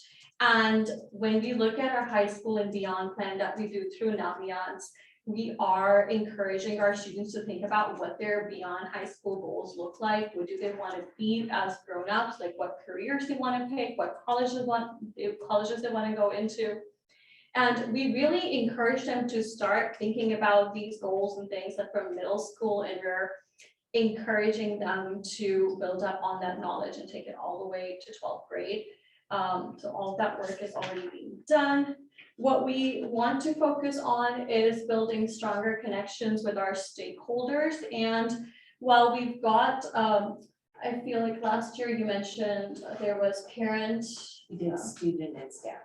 Student and staff. With needs assessment. Mhm. Yeah, and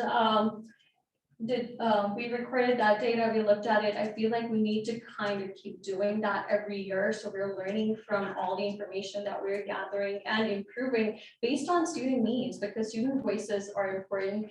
And we want to design our program to serve the community. There's no point of us coming with a program that doesn't serve the community or doesn't benefit anyone. So we really want to make sure that we're hearing those voices. And then we're communicating all of the information that we're getting with the stakeholders. So we want to include include parents, our ASB leaders, our youth leaders. Voices for change. Yes, Voices for Change. Thank you. I'm still learning Mercer Island community, school community, like the little communities that we've got going.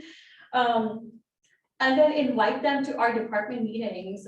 So PDSA, ASB, other departments. We've actually started collaborating with other departments in our school just to kind of hear what their needs are and what the rigor is expected from students in certain classes. So we're able to improve our advising to students when we're saying, oh, maybe you should take this class or that class and that will fit your needs better. It's easy to say that, but then is it real advising without knowing what is actually being covered in those classes? We want to make sure we're hearing teacher voices and forming robust connections with all of the people that we work with. We also do work with middle school counselors when we're doing middle school transition and handoffs. We work with students receiving special services, 504 plans. We also do go to middle schools and help them register for classes. For the high school, we also meet parents. But I want to make sure that those services like we're doing a little bit more. We're forming like robust communities. So like when a high school counselor wants to know more about a ninth grader, they have access to that information, or have like stronger connections with counselors, because counselor to counselor, we talk about things for students, we make plans, we make longer lasting plans, academic support plans. So yeah, just kind of building off on that. We also, and lastly, I want to talk about data-informed practices. American School Counseling Association really focuses and stresses on learning from data, making sure that whatever you're doing, you're tracking and you're serving populations. So we want to use all the tools that we have access to in our school district. Skybird, Homeroom, these are like some of the tools that we use to gather mass data, look at student enrollment, student interest, attendance, grades. We want to be better at doing that. We're already doing it, but we want to make sure that we are formally looking more closely at that data. We're also going to be including escort. Have you talked about escort before? The board has, they do know about us, but we're Okay. expanding that this year. As you know, we're going to offer that to one grade band. So, but yes, that data will definitely be used in our. The social emotional piece of the comprehensive school plan model. And yeah, like, so we've got that, and we're gonna start with one whole grade level, see how that goes. We're gonna learn from that data, that we're gonna expand so we can serve all of our grade bands in the social emotional capacity and like form robust, or not robust, but like comprehensive support systems that are in place to be offered to them. And, go ahead. No, I think, Okay. I'm just making sure I covered Yeah, everything. before I open up the questions, just a few points of reference. We are using the Limerent survey work that Youth and Family Services did with us. Also, as it's been alluded to, our EES survey and our expert data are, 3 nationally referenced or at least regionally referenced assessments that we take that give us some guidance. This summer, we also had the chance to work with a focus group of parents that have had students that have graduated, but also still have students within our high school. and really look at the high school and beyond programming. What were the positive experiences? What were their concerns or things that we could improve upon? So our new team, I want to say new team, I want to acknowledge that we have one veteran 30+ year member in Susie Brown, who is keeping a lot of those long-standing practices alive and counseling with us. But also a new team that wants to make sure that they're visible with students, they're connecting with students in the hallway, and they're bridging that concern that I think a lot of families have right now, which is, how do I get to know my new counselor? And how do they know us well enough to support our family and our child? And so they're really making some concerted efforts along that, and I appreciate that. And thank you, and please open up for questions. I had a question, which was, you mentioned that you're expanding that SBIRT by like 1 grade band. What grade is that? We are still determining that. Okay. So, yeah, we did 2 pilots last year for 2 different classes, and then this year with the implementation grant. And part of that requirement then is that we would pick a grade and we would administer it to every student in that grade. So we are training our new counselors on the whole SBIRT. They have a lot of experience already with motivational interviewing, but it's kind of getting to know the process, the tool, and so forth. And then we're gonna make those decisions as a new team and hopefully launch that first, get the grade band identified. We're actually today, I believe we offered to our SBIRT coordinators, we're going to bring them on board, and then we're gonna launch at the end of October is what our goal is. It'll be I'll be interested to hear what grade you end up using it with and how that plays out. I'm just thinking about the fact that this year's seniors were 9th graders at the start, we're like halfway through 9th grade at the start of COVID, right? So that it'll be interesting over the next couple of years to just see how that plays out. Kids who were in 9th grade at the start of COVID, kids who hadn't started high school yet, you know, in the class. We are good. Yeah. I just want to say welcome to Mercer Island. Thank you, We're Jen. excited that you're here. And I love this plan. I appreciate how lucky we are to have such, you know, a big, really and supportive counseling, you know, department, office at the high school. Not a lot of high schools are not lucky. And so I love the whole data driven and being more expansive about looking at the different variables to tie it all together, because it's very important.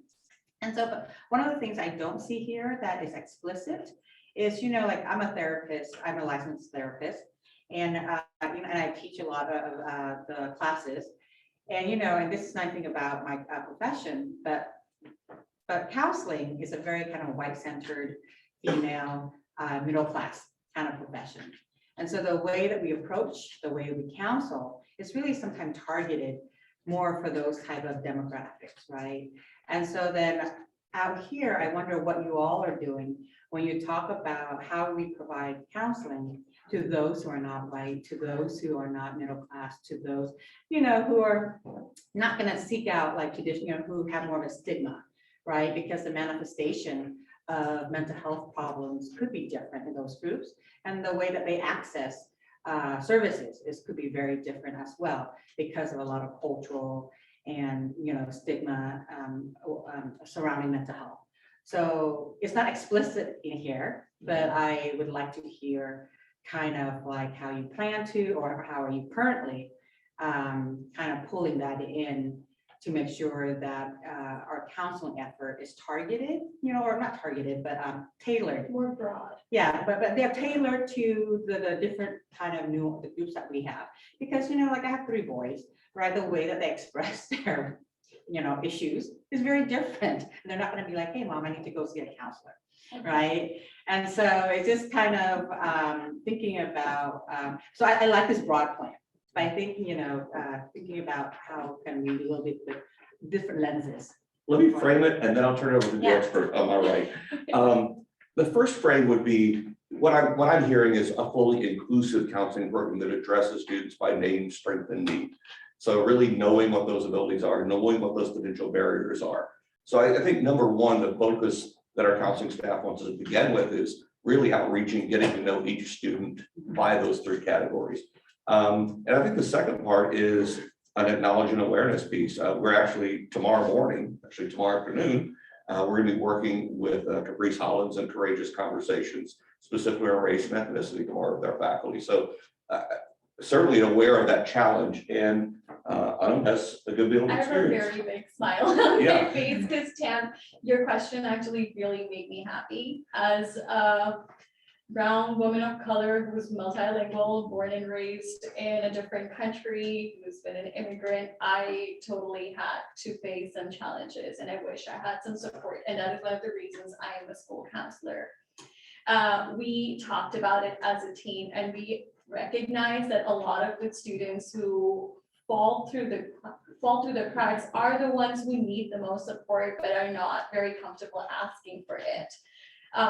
We did talk about introducing we call it a field survey. We haven't come up with a formal name, but we're calling it the field survey that we thought about like sending out to our 10th graders and just checking in, like, how are you doing? Do you feel like you want to talk to a counselor? Are you succeeding in all of your classes? Do you need extra support? And then that's like a quiet way of having them click something to say, yes, I do need some help. Another thing that we're doing this year, and I'm so proud of my team, I can't say that enough, we are all very student-centered. Not a single counselor that has entered the high school this year is afraid of being out and about in front of students. We had Fees and Photos Day 2 days ago. We had a great time meeting students and they are such wonderful people. I can't speak enough about it. We are just trying to be more out there so students can see that counselors are not scary people. We're welcoming and we look like them. And I think that is one of the things that really leads to like breaking these barriers or like breaking the stigma, that talking to your counselor isn't always like you going and like seeking therapy, but sometimes you just check in and then you build those strong connections where students open up.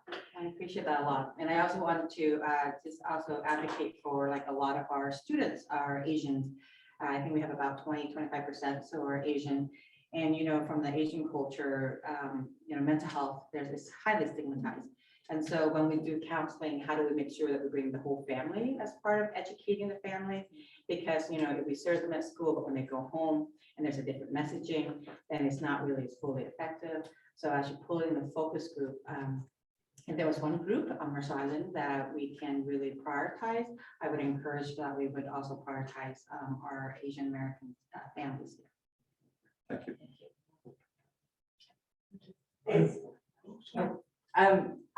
I just wanted to ask, I mentioned to Walter earlier today, just as a parent of a high schooler, I'm hearing from other parents who are concerned with the college process, and we have lots of new counselors and how are they going to do? And I know you guys are going to reach out, but what advice can you give all of us for people who have concerns that their students going to get left behind with regards to the college process or academics, and how can students advocate for themselves?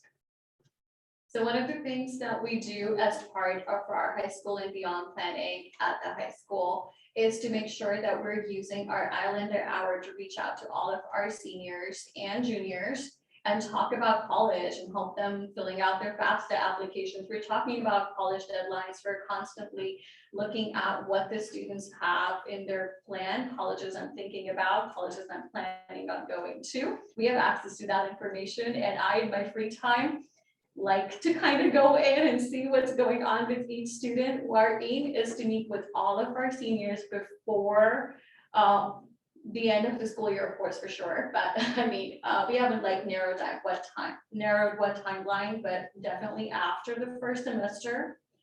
And kind of like February, March, or even earlier, we haven't narrowed it down to meet with each and every senior, go over their grad requirements with them, talk about what is your dream job, because oftentimes when you ask the student, what do you want to do after high school? They'll tell you, I want to go to college. Well, everyone wants to go to college, or at least aims to go to college, or we at least encourage them to go to college or go into a certain profession that probably doesn't involve going to college. But like asking a student what is your dream job is a very good point to start, so we kind of like go back from there, and then suggesting like what courses that they can take that will be beneficial in that particular field. Or have you thought about colleges? If not, then we use Naviance. I'm not sure how many people are familiar with like accessing all the tools of Naviance. Or like all the options that are available. We look at colleges and we look at like, yeah, okay, you've heard of Stanford, but like, is Stanford a university that you go to for an education program? Because like they. Yeah, go ahead. I was gonna add something when you're ready.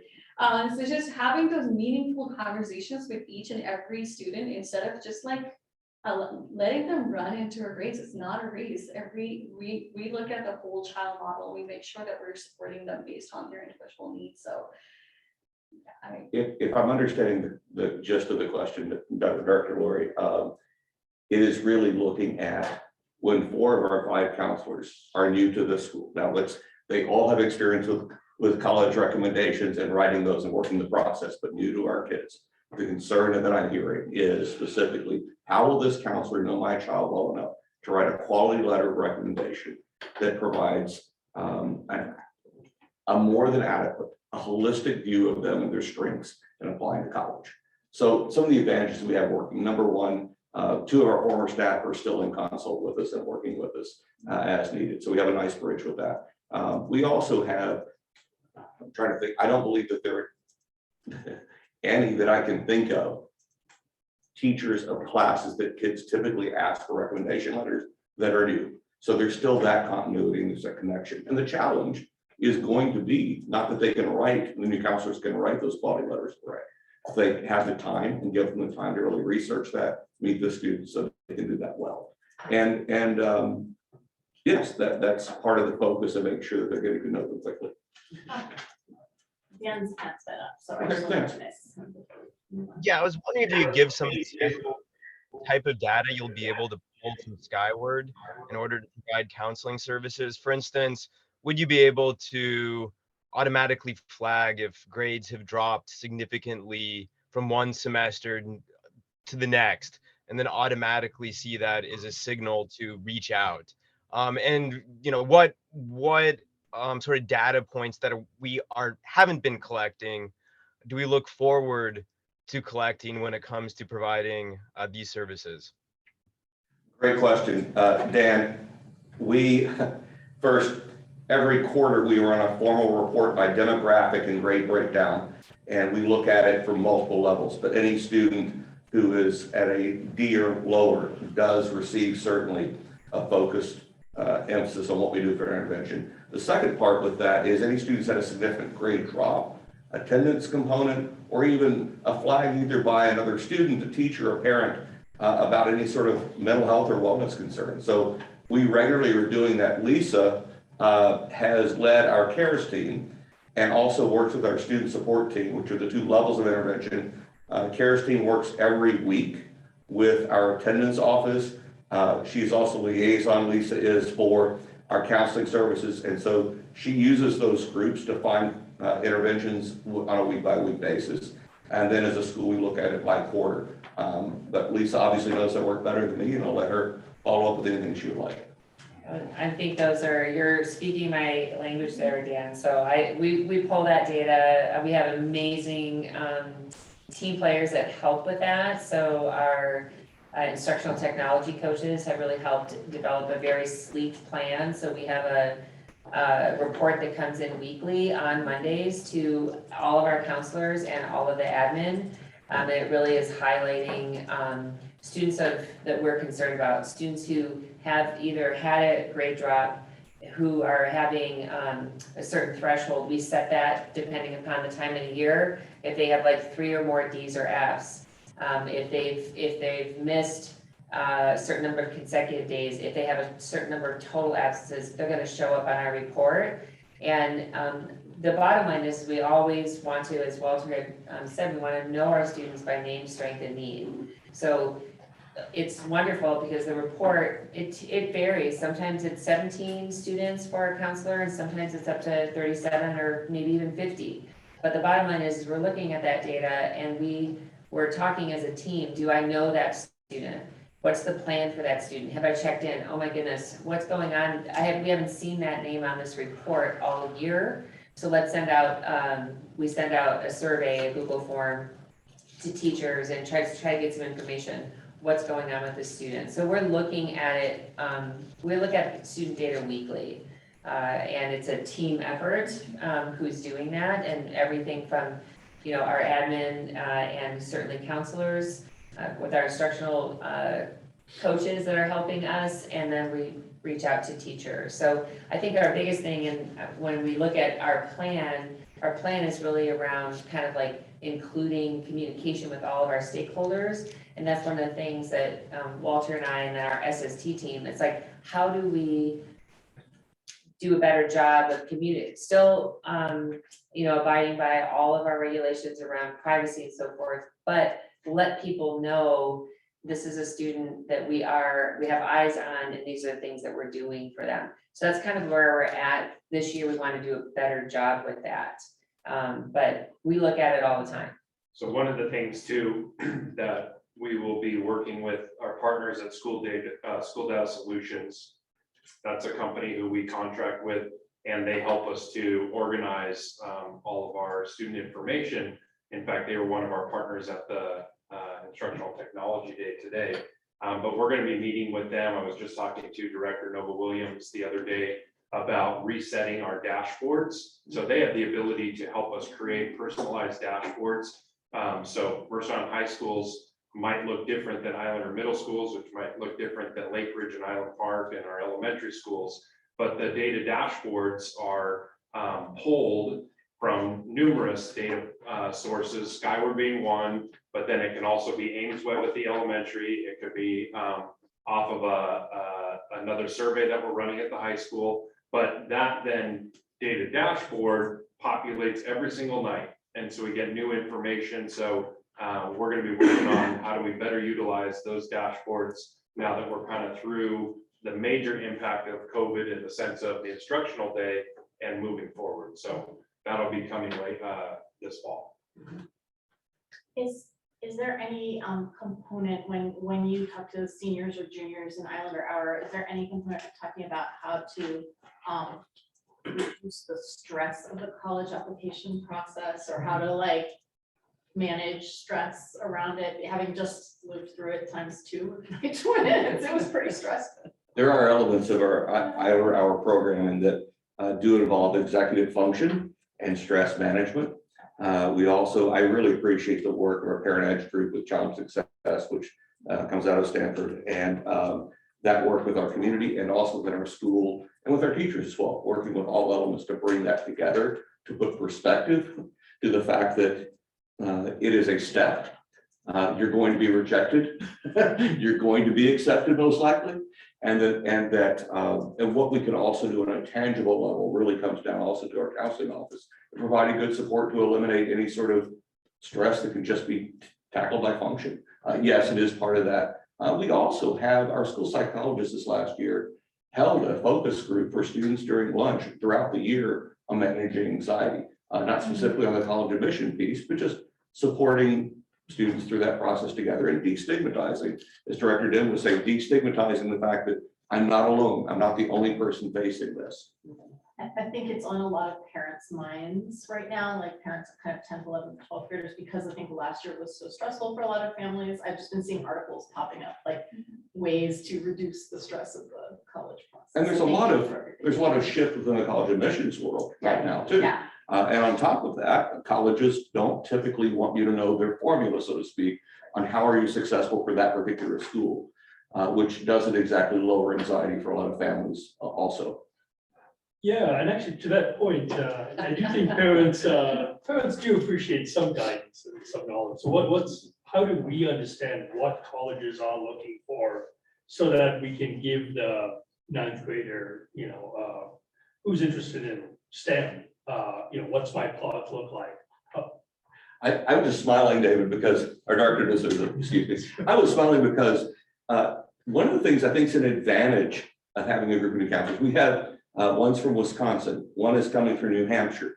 We have Anna's coming from Mount Vernon, but also really knows the British system very, very well. We have Susie, who's been in this region for 30 years.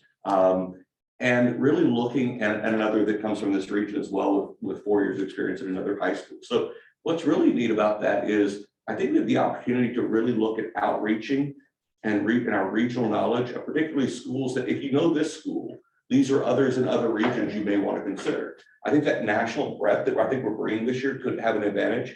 And one of the things that was a lot of fun this summer, we brought in a consultant who is a 29-year college admissions counselor from a large private high school, and really worked with Susie Brown and with Anam to develop our school counseling for college transition or post-secondary work, and develop that first on a what are we doing this year level, grade by grade, month by month, but also 2 to 5 years out, what are we looking at? So that doesn't answer your question directly, but I was smiling because that's the work we've been doing. Thank you. You're welcome. So this is something you can take action on tonight, or you can put it on consent agenda. You might as well just take action on it tonight. Is there a motion? Yeah, what would, I'm missing, what's the action? I move we approve the comprehensive school counseling transition plan as proposed. Second. Okay, all in favor of approving the comprehensive school counseling plan, please say aye. Aye. All opposed, say nay. That passes by a vote of 5-0. Thank you so very much. Thank you for your support, and we appreciate your support in onboarding to new counselors. Thank you. And thank you for coming to this. This is most appreciated. I think parents care very deeply about this and how this change is happening. And it's So- nice to see your faces. Yeah. I got you. Appreciate it. This might be a good one for Ian also to Yes, present out as well. definitely. It helps with anxiety. So true. Okay, next up, we have Board Policy 1800-011, Facilities and Capital Assets, approval of construction consultant contract with CPM Incorporated. This is the draft contract for services by Brandon Cox. Yes. Just hopefully you had a chance to review the contract. No real significant changes. She's changed some of her fee structure, but then changed it somewhere else, so there's no real cost difference at all. In my opinion, we continue to get tremendous return on that investment on the capital project side.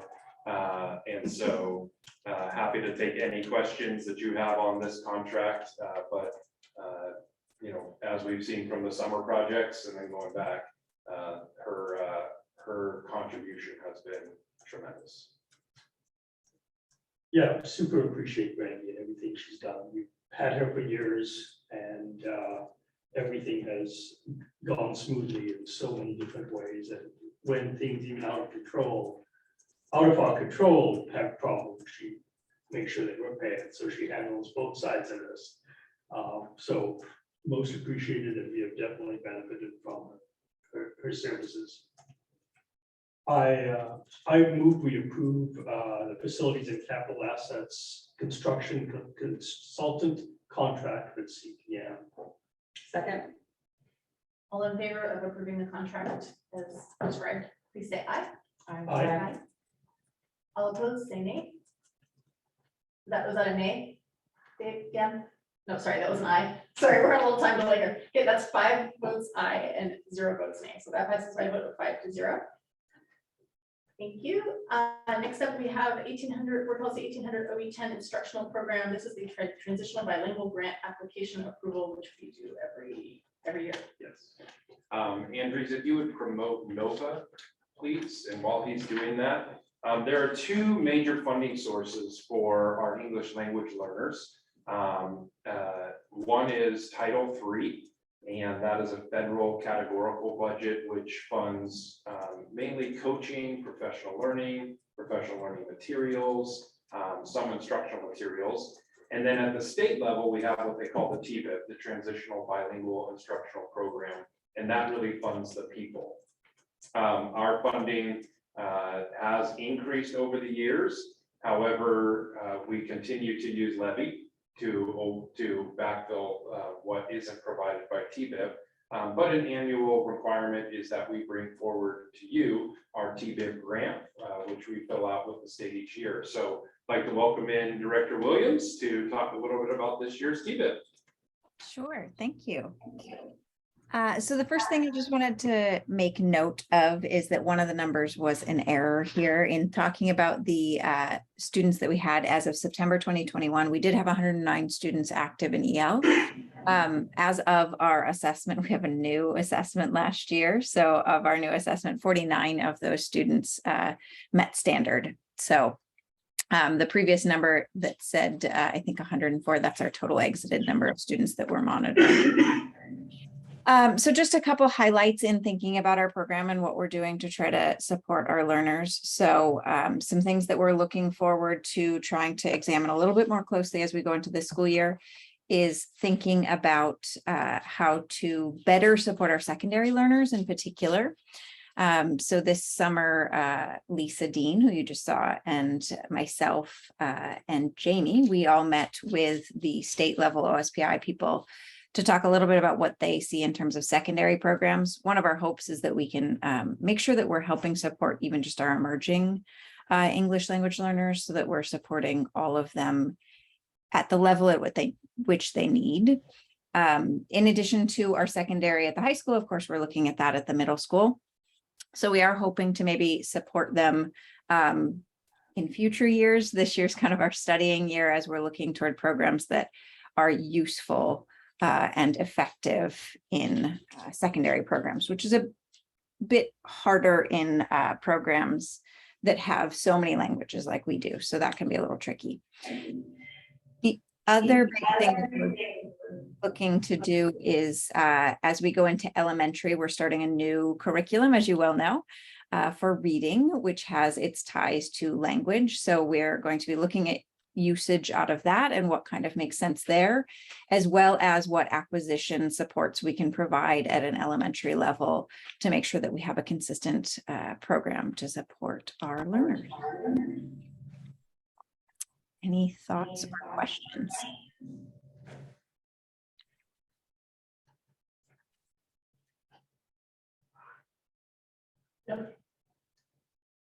But thank you for all your work on this and with the EL model. I know it continues to evolve, and you've done an excellent job over the years of really trying to figure out what are new and creative ways that we can embed it, and not just at the elementary where we have the most number of students, but really thinking secondary. So thank you.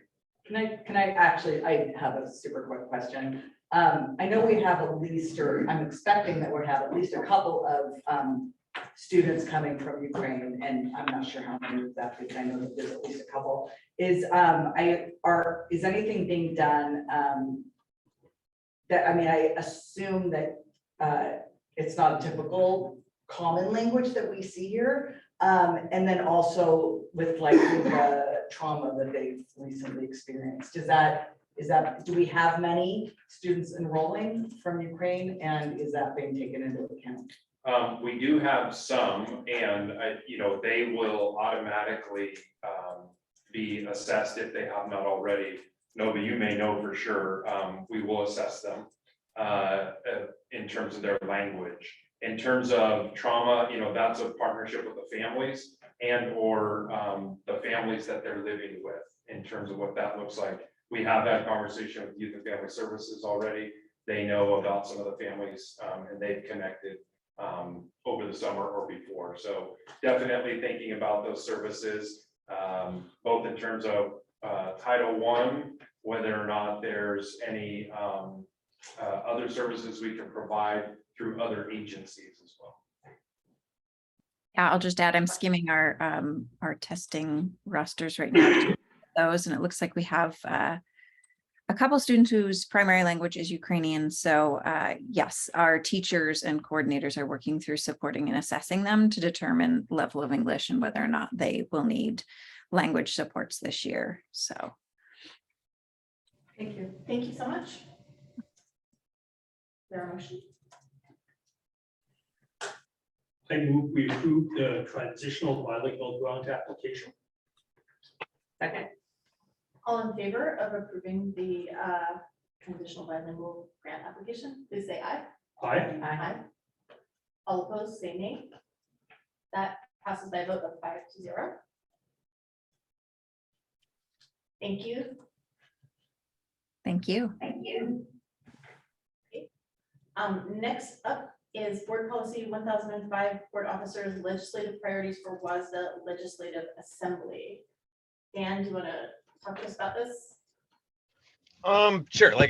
My understanding was that the action item was going to be at the September board meeting, since the general meeting is next September. One of the things we discussed last board meeting and touched upon, I think Deborah in particular, this board meeting, is there's, I think, a chasm between what the priorities are and most are important from a state level and what is actually the tools and matters to us at a local level. Like, none of these are objectionable. They're all laudable goals. How that will help us handle our current predicament, I think, is unclear.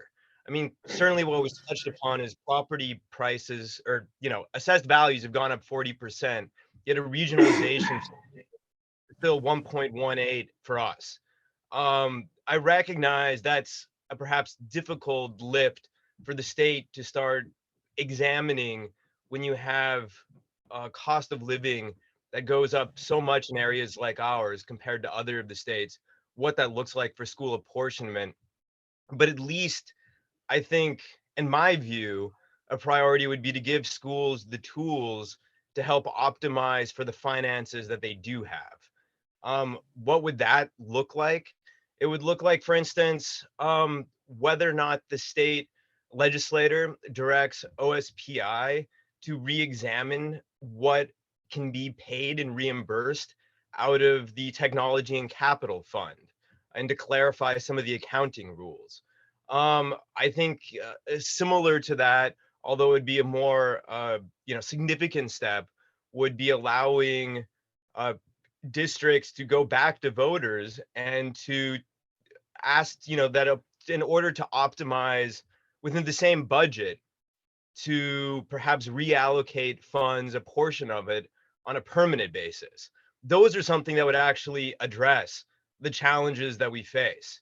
But I think like many of these, and I've gone through like the entire list of proposals, and we can talk at the next, or I guess one of the things I'd like to hear is just like, as a technical matter, how we listed priorities for WASDA last year and whether we did ranked choice voting, and if we want to do that again. That's all, well and good. But I think WASDA priorities has very little effect in terms of addressing the need that we have here. Sam, do you want to talk about how we did it last year? Yeah, I can send to you how we did it last year, and what we did was we picked our top 15 priorities, and then from there we narrowed down. But from what I'm hearing, even if we did that, it may not be it might not be as relevant and helpful for Mercer Island. So what do you recommend beside that? Because I can easily send you, and I'll do that when I get home tonight, our Google survey that you can make changes to, and we can follow the same process. But it sounds like there might be a better way for us to advocate for our needs. Yeah, I think that we need to start looking at having discussions more in depth with other districts that are similarly positioned to us, like Issaquah, Bellevue, that deals with the same constraints, and then collectively decide in the real world, what are the best tools to handle the situation. I think one potential tool would be to ask a local legislator to look at, to revise some of the accounting rules that OSPI has in the Public School Accounting Manual to allow greater non-reciprocal reimbursements from the Transportation and Capital Levy Fund. I think certainly like a portion of that needs to stay with capital and technology. We don't want to deprive ourselves on an ongoing and recurrent basis of the benefits from that. But I think we need to given that we have a budget that is fixed largely by the state, that's become more fixed in a post-McCleary world, how do we optimize finances, and how do we start speaking with a collective voice for districts that are similarly positioned? Because WASDA's positions, I don't think really addresses the challenges that Mercer Island, Bellevue, Issaquah, Shoreline face. I don't know enough about how WASDA works to know whether that's something like, can you form a committee with some of these other districts and like?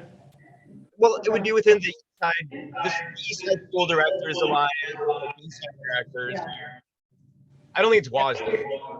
Yeah, so that sounds like a separate project, so I think we still need to rank our preferences among the options that WASDA is presenting, even if that's not, those aren't the most pressing issues for us as a district, like, we should, I think we'll still wanna. Yeah, I totally agree. I just think it's gonna be, largely performative.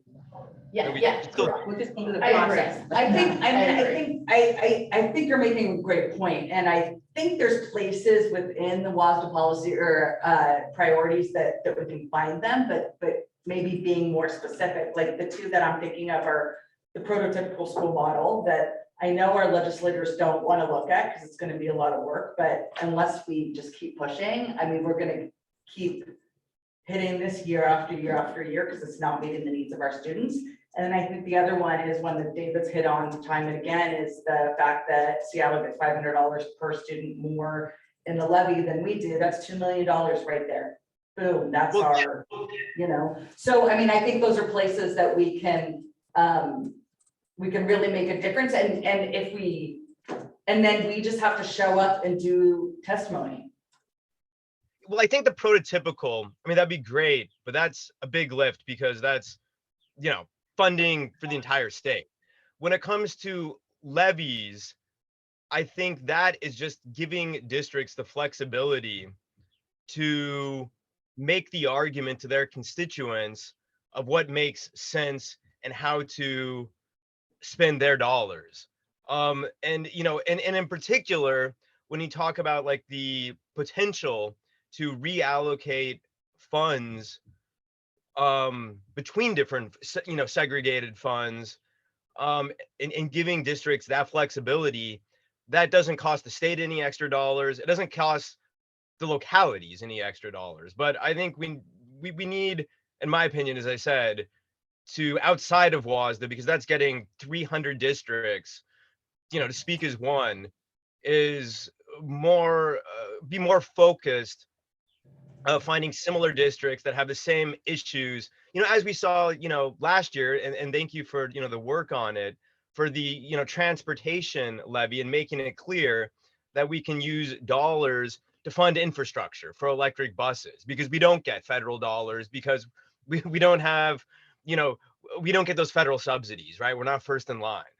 And so, yeah, I think it's more finding that and finding local legislators to support it.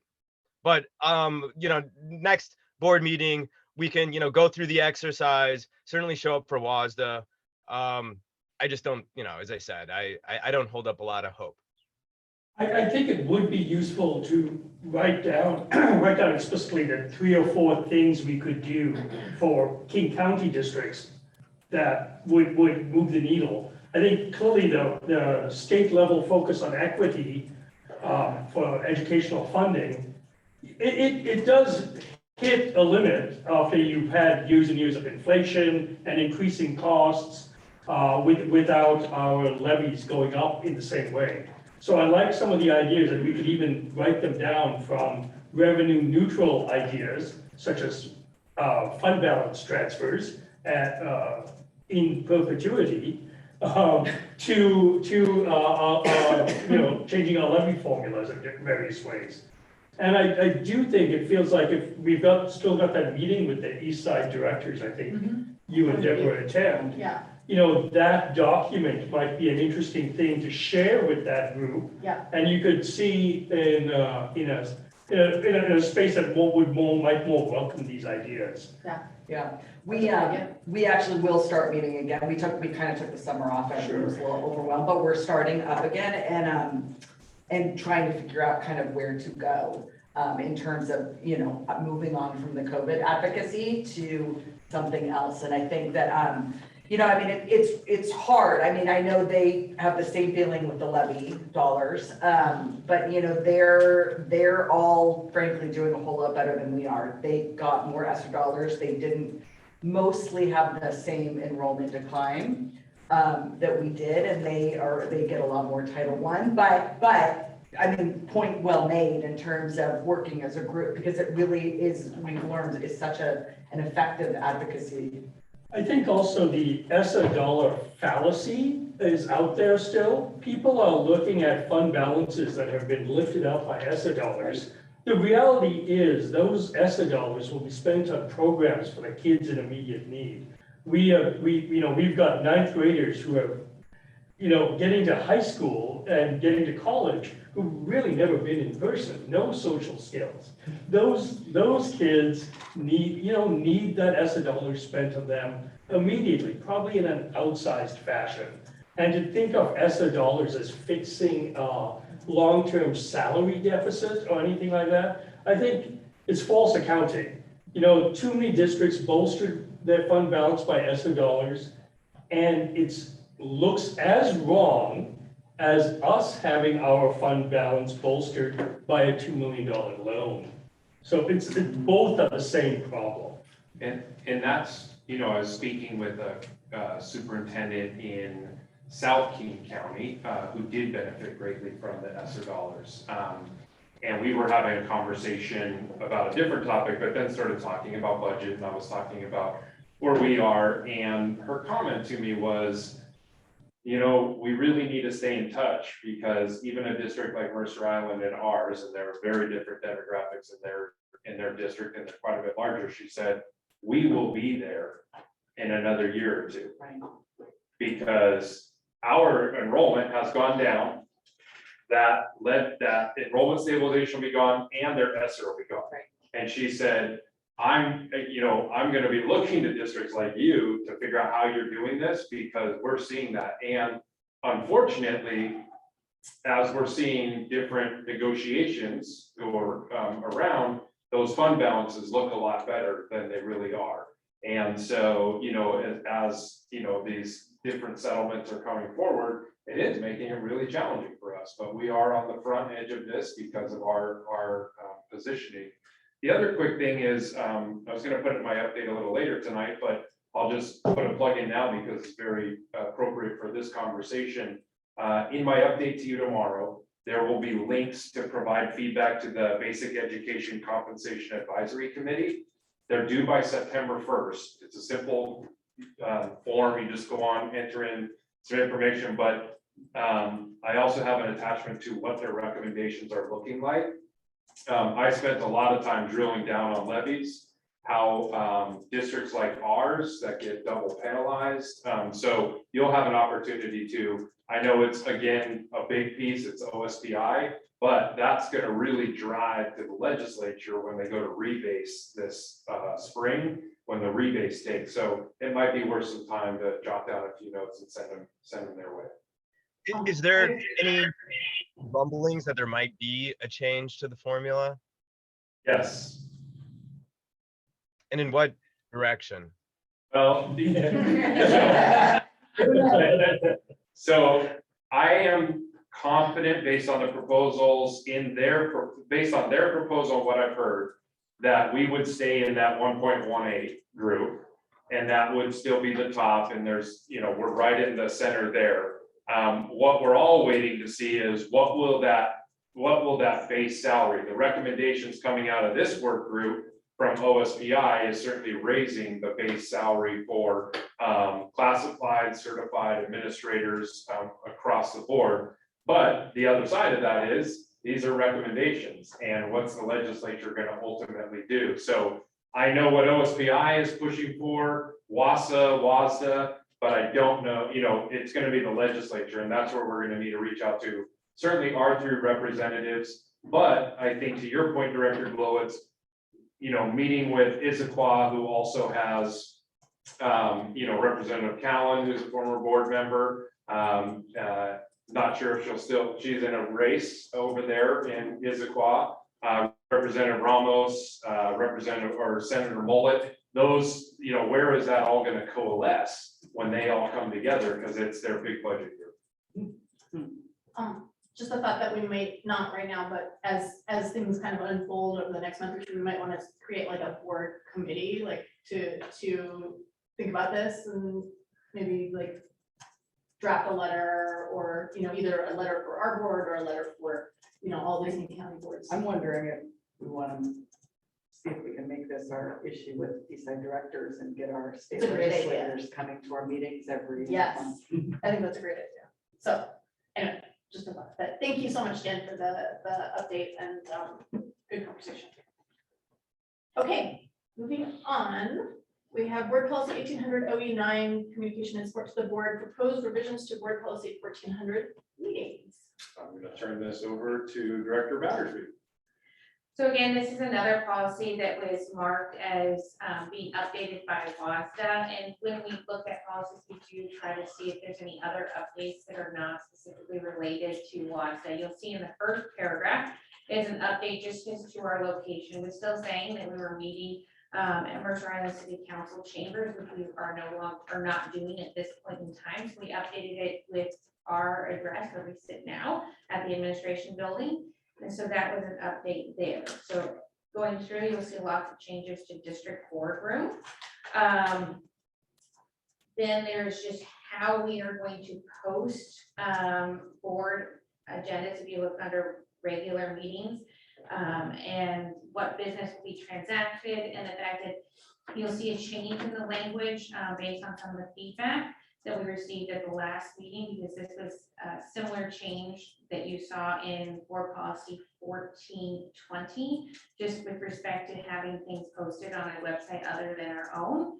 And so we specified that in an emergency, a website shared or hosted by another public agency, not less than 24 hours in advance of the published start time. And we also add that if posted on a website other than the district website, the district will use multiple methods to communicate this change to the community. So we do have multiple ways to access the community, especially with our director of communications, Ian Henry. He's very adept with the various social media channels, and we also have access to our constant contacts, so we can alert all of our families and our staff members as well, just through district email. So we do have multiple methods, so we try to address that concern with these changes. If you continue to go down, you will see that there's updates just to reflect, and this is what WASDA was focusing on, and I went a little bit too far. So go up there, you go, perfect. Just that in the case of an emergency, how we can move the meeting to remote and what we would have to do in order for you to take action in those meetings.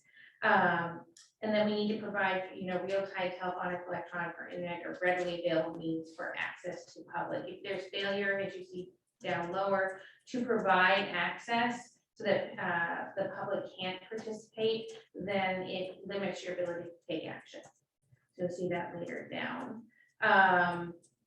If you scroll down now to the second page, sorry, Andrews, I know this is really hard when you're not presenting.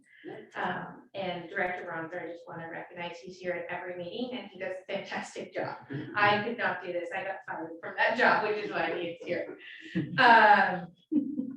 This just explains where we will display notices if we are in a remote location or if they're in a location other than here. And then we will also post it on our website. And then what we would do in an emergency situation and sort of whether or not we are holding a remote meeting and whether or not all or some of the public can attend and how we would move forward with that. Because again, what the pandemic did teach us is there are times when we can't have everybody in person. And our policies didn't necessarily contemplate that, which is why we had the emergency sort of suspension of many of our board policies through governor action. So this should hopefully address that need ahead of time so that we can move more seamlessly should we have to be in that situation again, which is of course not something that we want. And here is that paragraph that I was referencing earlier. This is: the district cannot take final disposition on any matter during a remote meeting or a meeting with physical attendance by some or all members of the public is limited due to an emergency unless it has provided option for public to listen to the proceedings pursuant to this policy. So we have to make sure that the public can, and it is at low cost or no cost is what is written up there, and that's consistent with the law. The other piece, you'll see a green section just below. That's actually not new language. It's just moved because it made more sense there than it did below attendance, because you're talking about agendas and then it went to attendance and then you started talking about agendas again. So it's just a reordering. So the green just means that it's moved language, not changed language. We did add a section and hence the reference to board here in attendance, because we added a section for public attendance as well. So this is the addition of board is just that we are discussing public attendance. So the reason for that is want to be clear that any member of the public can attend board meetings, this was in our procedure before, but it's not everyone clicks past into the procedure. We want to make very clear that public are welcome at our meetings, then they don't have to feel compelled to sign in. So that's why it's there. But the other thing is we want to make clear that it's unlawful for any member to carry on to or possess any firearm or other weapons at a board meeting, irrespective of where it's held. So that was another, that was one of the required changes, was to include that in our board meeting minutes or policies. And the only other changes you'll see is just my consistent sort of dedication to trying to make sure that the legal cross references are included in the policy. Any questions, concerns? Or maybe we had a pretty good discussion of it last time. And this is a different policy, but the changes are very similar. Of the concepts. Correct. Yeah, I Yes, just want to last be one clear, is this on is the- a different policy. And the last one was on the consent agenda. Correct. Yes, thank you. So I recommend we put this on the consent agenda as well, because it has public facing impact as well. And it would allow the public to comment if they desire. And be approved next time around with the consent agenda. Yeah, that's fine. Is that okay? Of course. Yeah, thank you.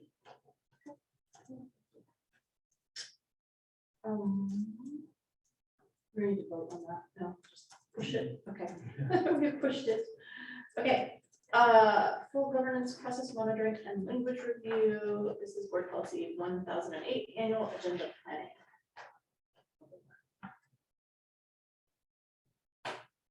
This is just a monitoring report, basically making sure that we're complying with our process for agenda planning. I move we approve board policy 1008, or I'm sorry, that we find the board in compliance of board policy 1008. I second. All in favor of finding the board in compliance, please say aye. Aye. All opposed, please say nay. That passes by a vote of 5-0. And next up, we have the consent agenda. I move we approve the consent agenda as published. Second. All in- Yep. So I think the consent agenda hasn't taken effect yet. I'm not sure this was intentional or not, but I have an issue with the language that was put in for 1420, which basically says that if something is on the consent agenda, it has to be raised at the beginning of the board meeting, and there's no longer the opportunity for a board member during the meeting to ask that it be removed from the consent agenda prior to being prior to the beginning of the meeting.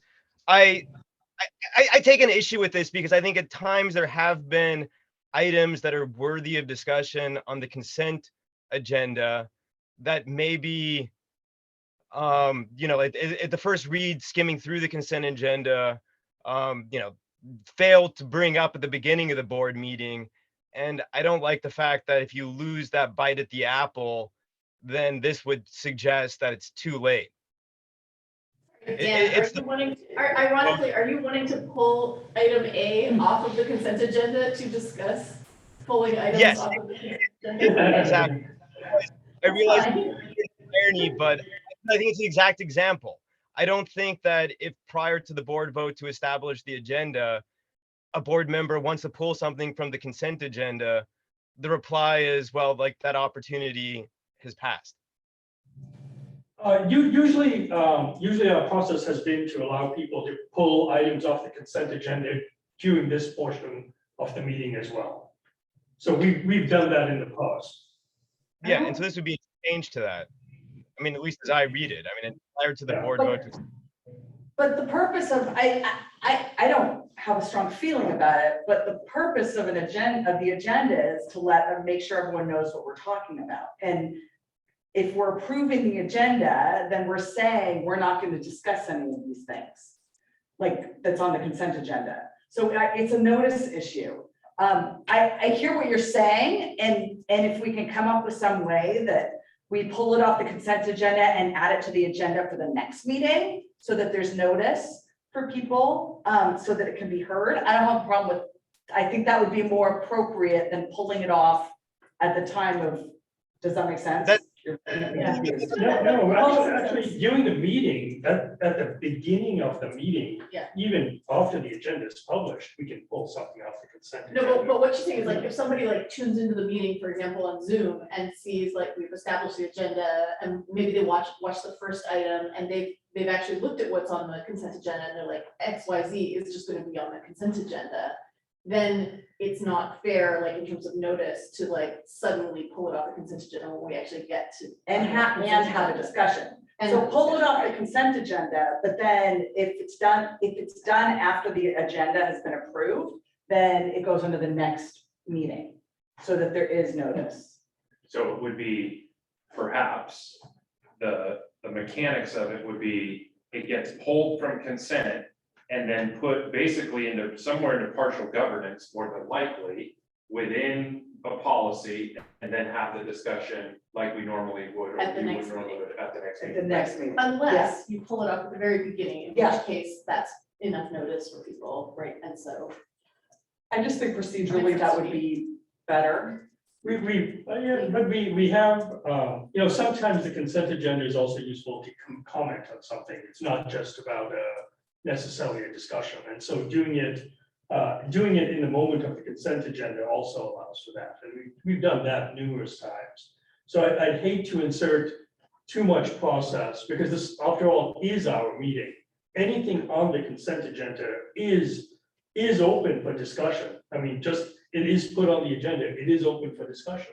We might have items on the agenda that we listen to and have a vote on and no discussion. So I can't both think are of times allowed. when we've done that, but I just think that with the amount of people who have talked about, even tonight in our public comments about transparency, that we really don't want to add a policy that makes it less clear when the public can hear the board discussing an issue that they might care about. Like, to me, that gives less transparency, because let's be honest, these meetings are long. There's often a bunch of, procedural stuff that's not of general interest to people in the middle. So a lot of people, when I am logged on to Zoom, I just watch people dropping away as the meeting goes on, right? So I just think, if we're all about transparency, then people shouldn't be able to tell at the beginning of the meeting if there's gonna be an interesting or controversial discussion about a topic they care about. That seems reasonable to me. So if the goal is to not have it just get voted on and consented on kind of without discussion, I feel like Deborah's proposal is reasonable, that you pull it and it goes to the next meeting, unless there's some reason why you can't, because, for example, it's something that has to be done by a deadline or money paid or whatever, something like that. I'm not sure why being able to discuss something with a lack of transparency, because someone may have tuned in early and it appears that something won't be discussed, which is, I mean, to me, that's just enhanced transparency, not lack of transparency. I mean, I think the way it works currently is fine, but I'm not okay with the proposed change, which would mean that if one doesn't move for it to be pulled to the beginning, that opportunity is lost and it's either voted on yes or no. Because then I'll just sometimes be in a position to vote no on the consent agenda without being able to change it. Right, yeah, right, because right now, just because something's on the consent agenda doesn't mean it's approved. So there still can be discussion even today. Without any transparency. Also, when we get to the consent agenda,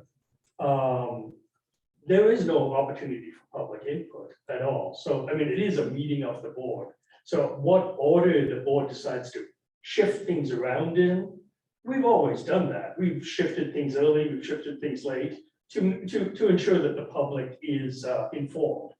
So we could also pull things off the consent agenda and talk about it early if it was controversial, which is what we've done. So I think there's a lot of flexibility here, independent of when something is pulled.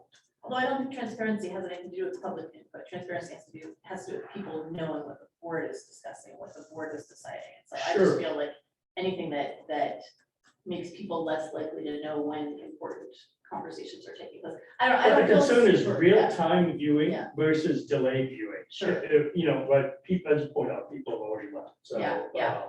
They're watching most of this delayed anyway. It's not about transparency, it's not about seeing it. It's only about real-time versus delayed.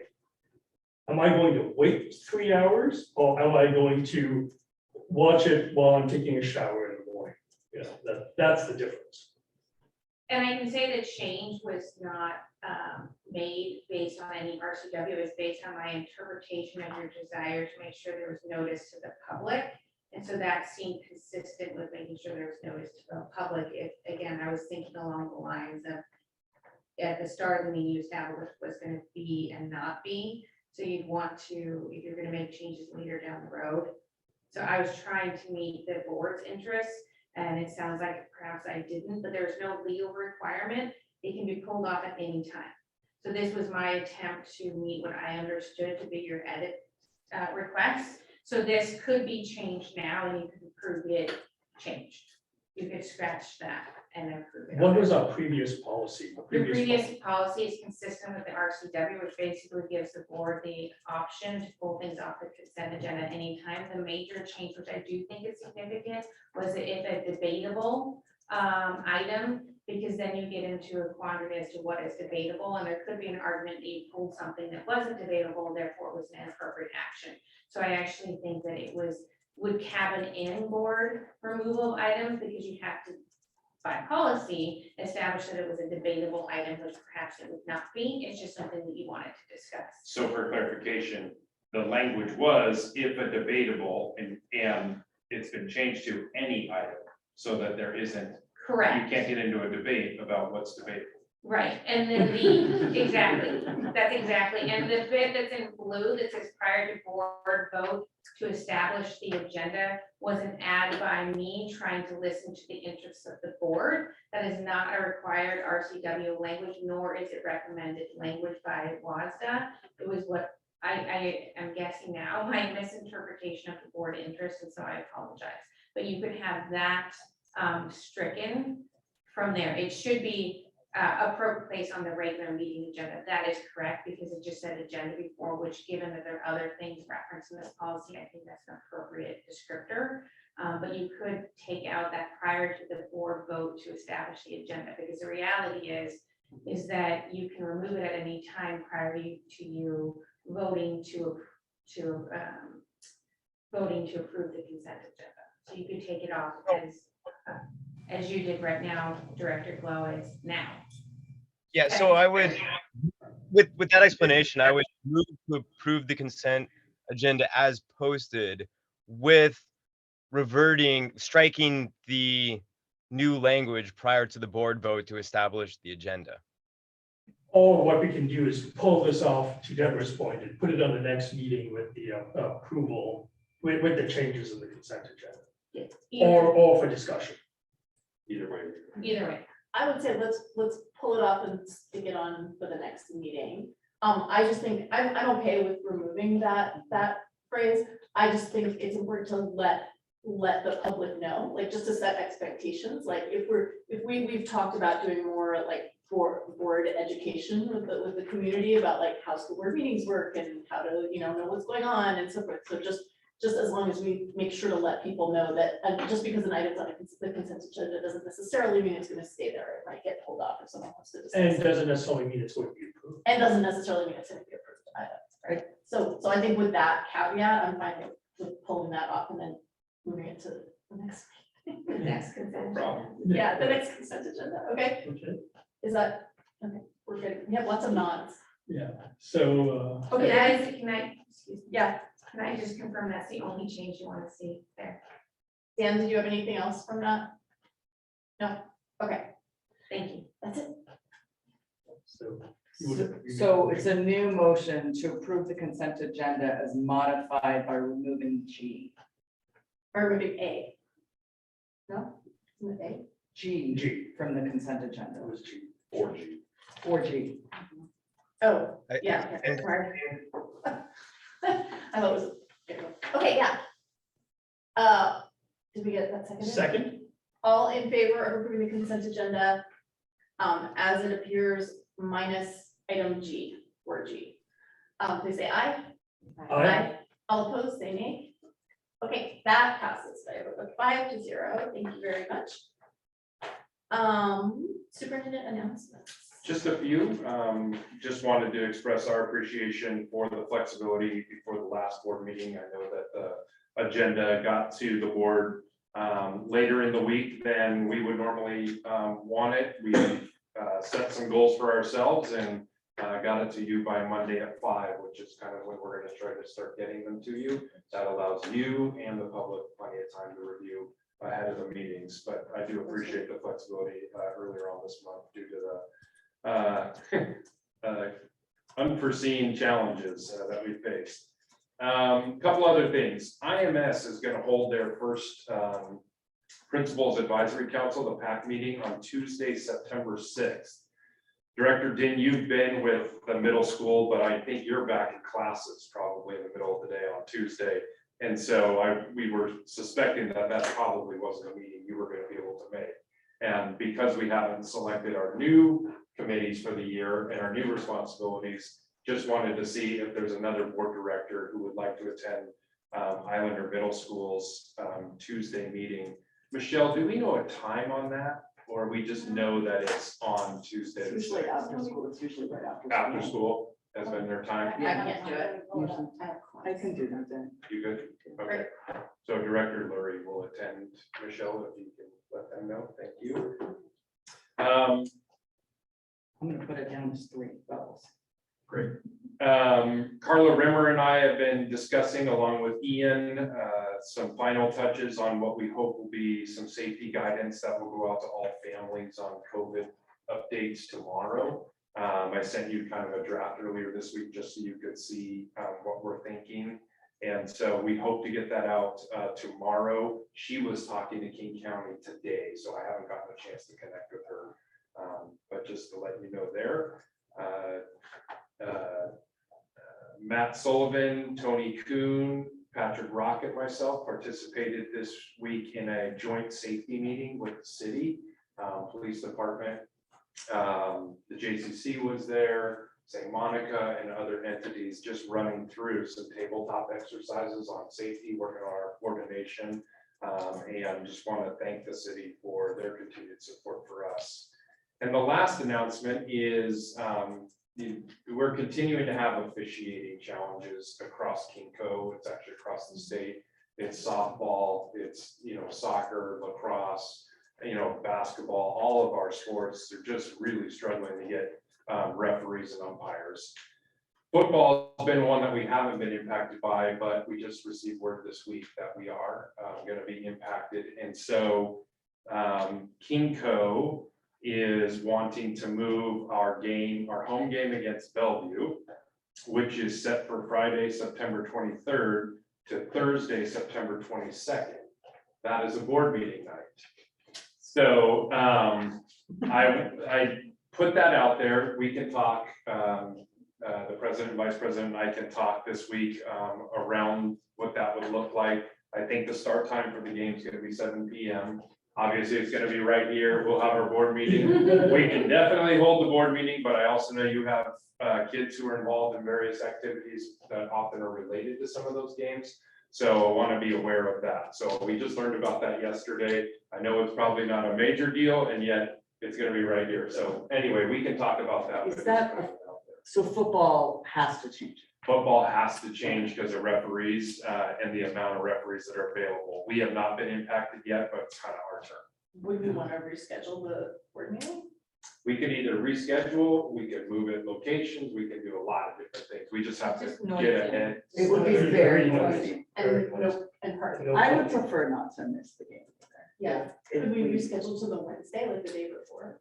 Yeah, we can either change our time or we can change the date. We'll just need to make sure we notice the public plenty of time in advance. That's why I bring it up now. Since we've just got everybody here, like, Unless we put on all the controversial issues at that meeting. would people rather like just shift it earlier in the They can't hear day? each other. Or, I know. or go, yeah, right? Would people rather Yes. shift to earlier in the day or shift to Wednesday at the normal time, the 21st?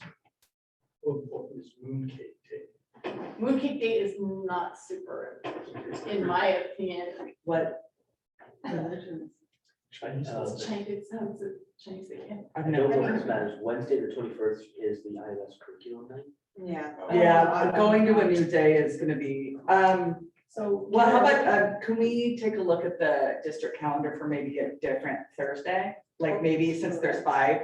Can we do it 3 to 7 and promise to end at 7? Oh. Oh, yeah. You that can do works it that for me. early? Yeah, if I know I have. That to works do for it me. 3 to 7, but we have to promise it.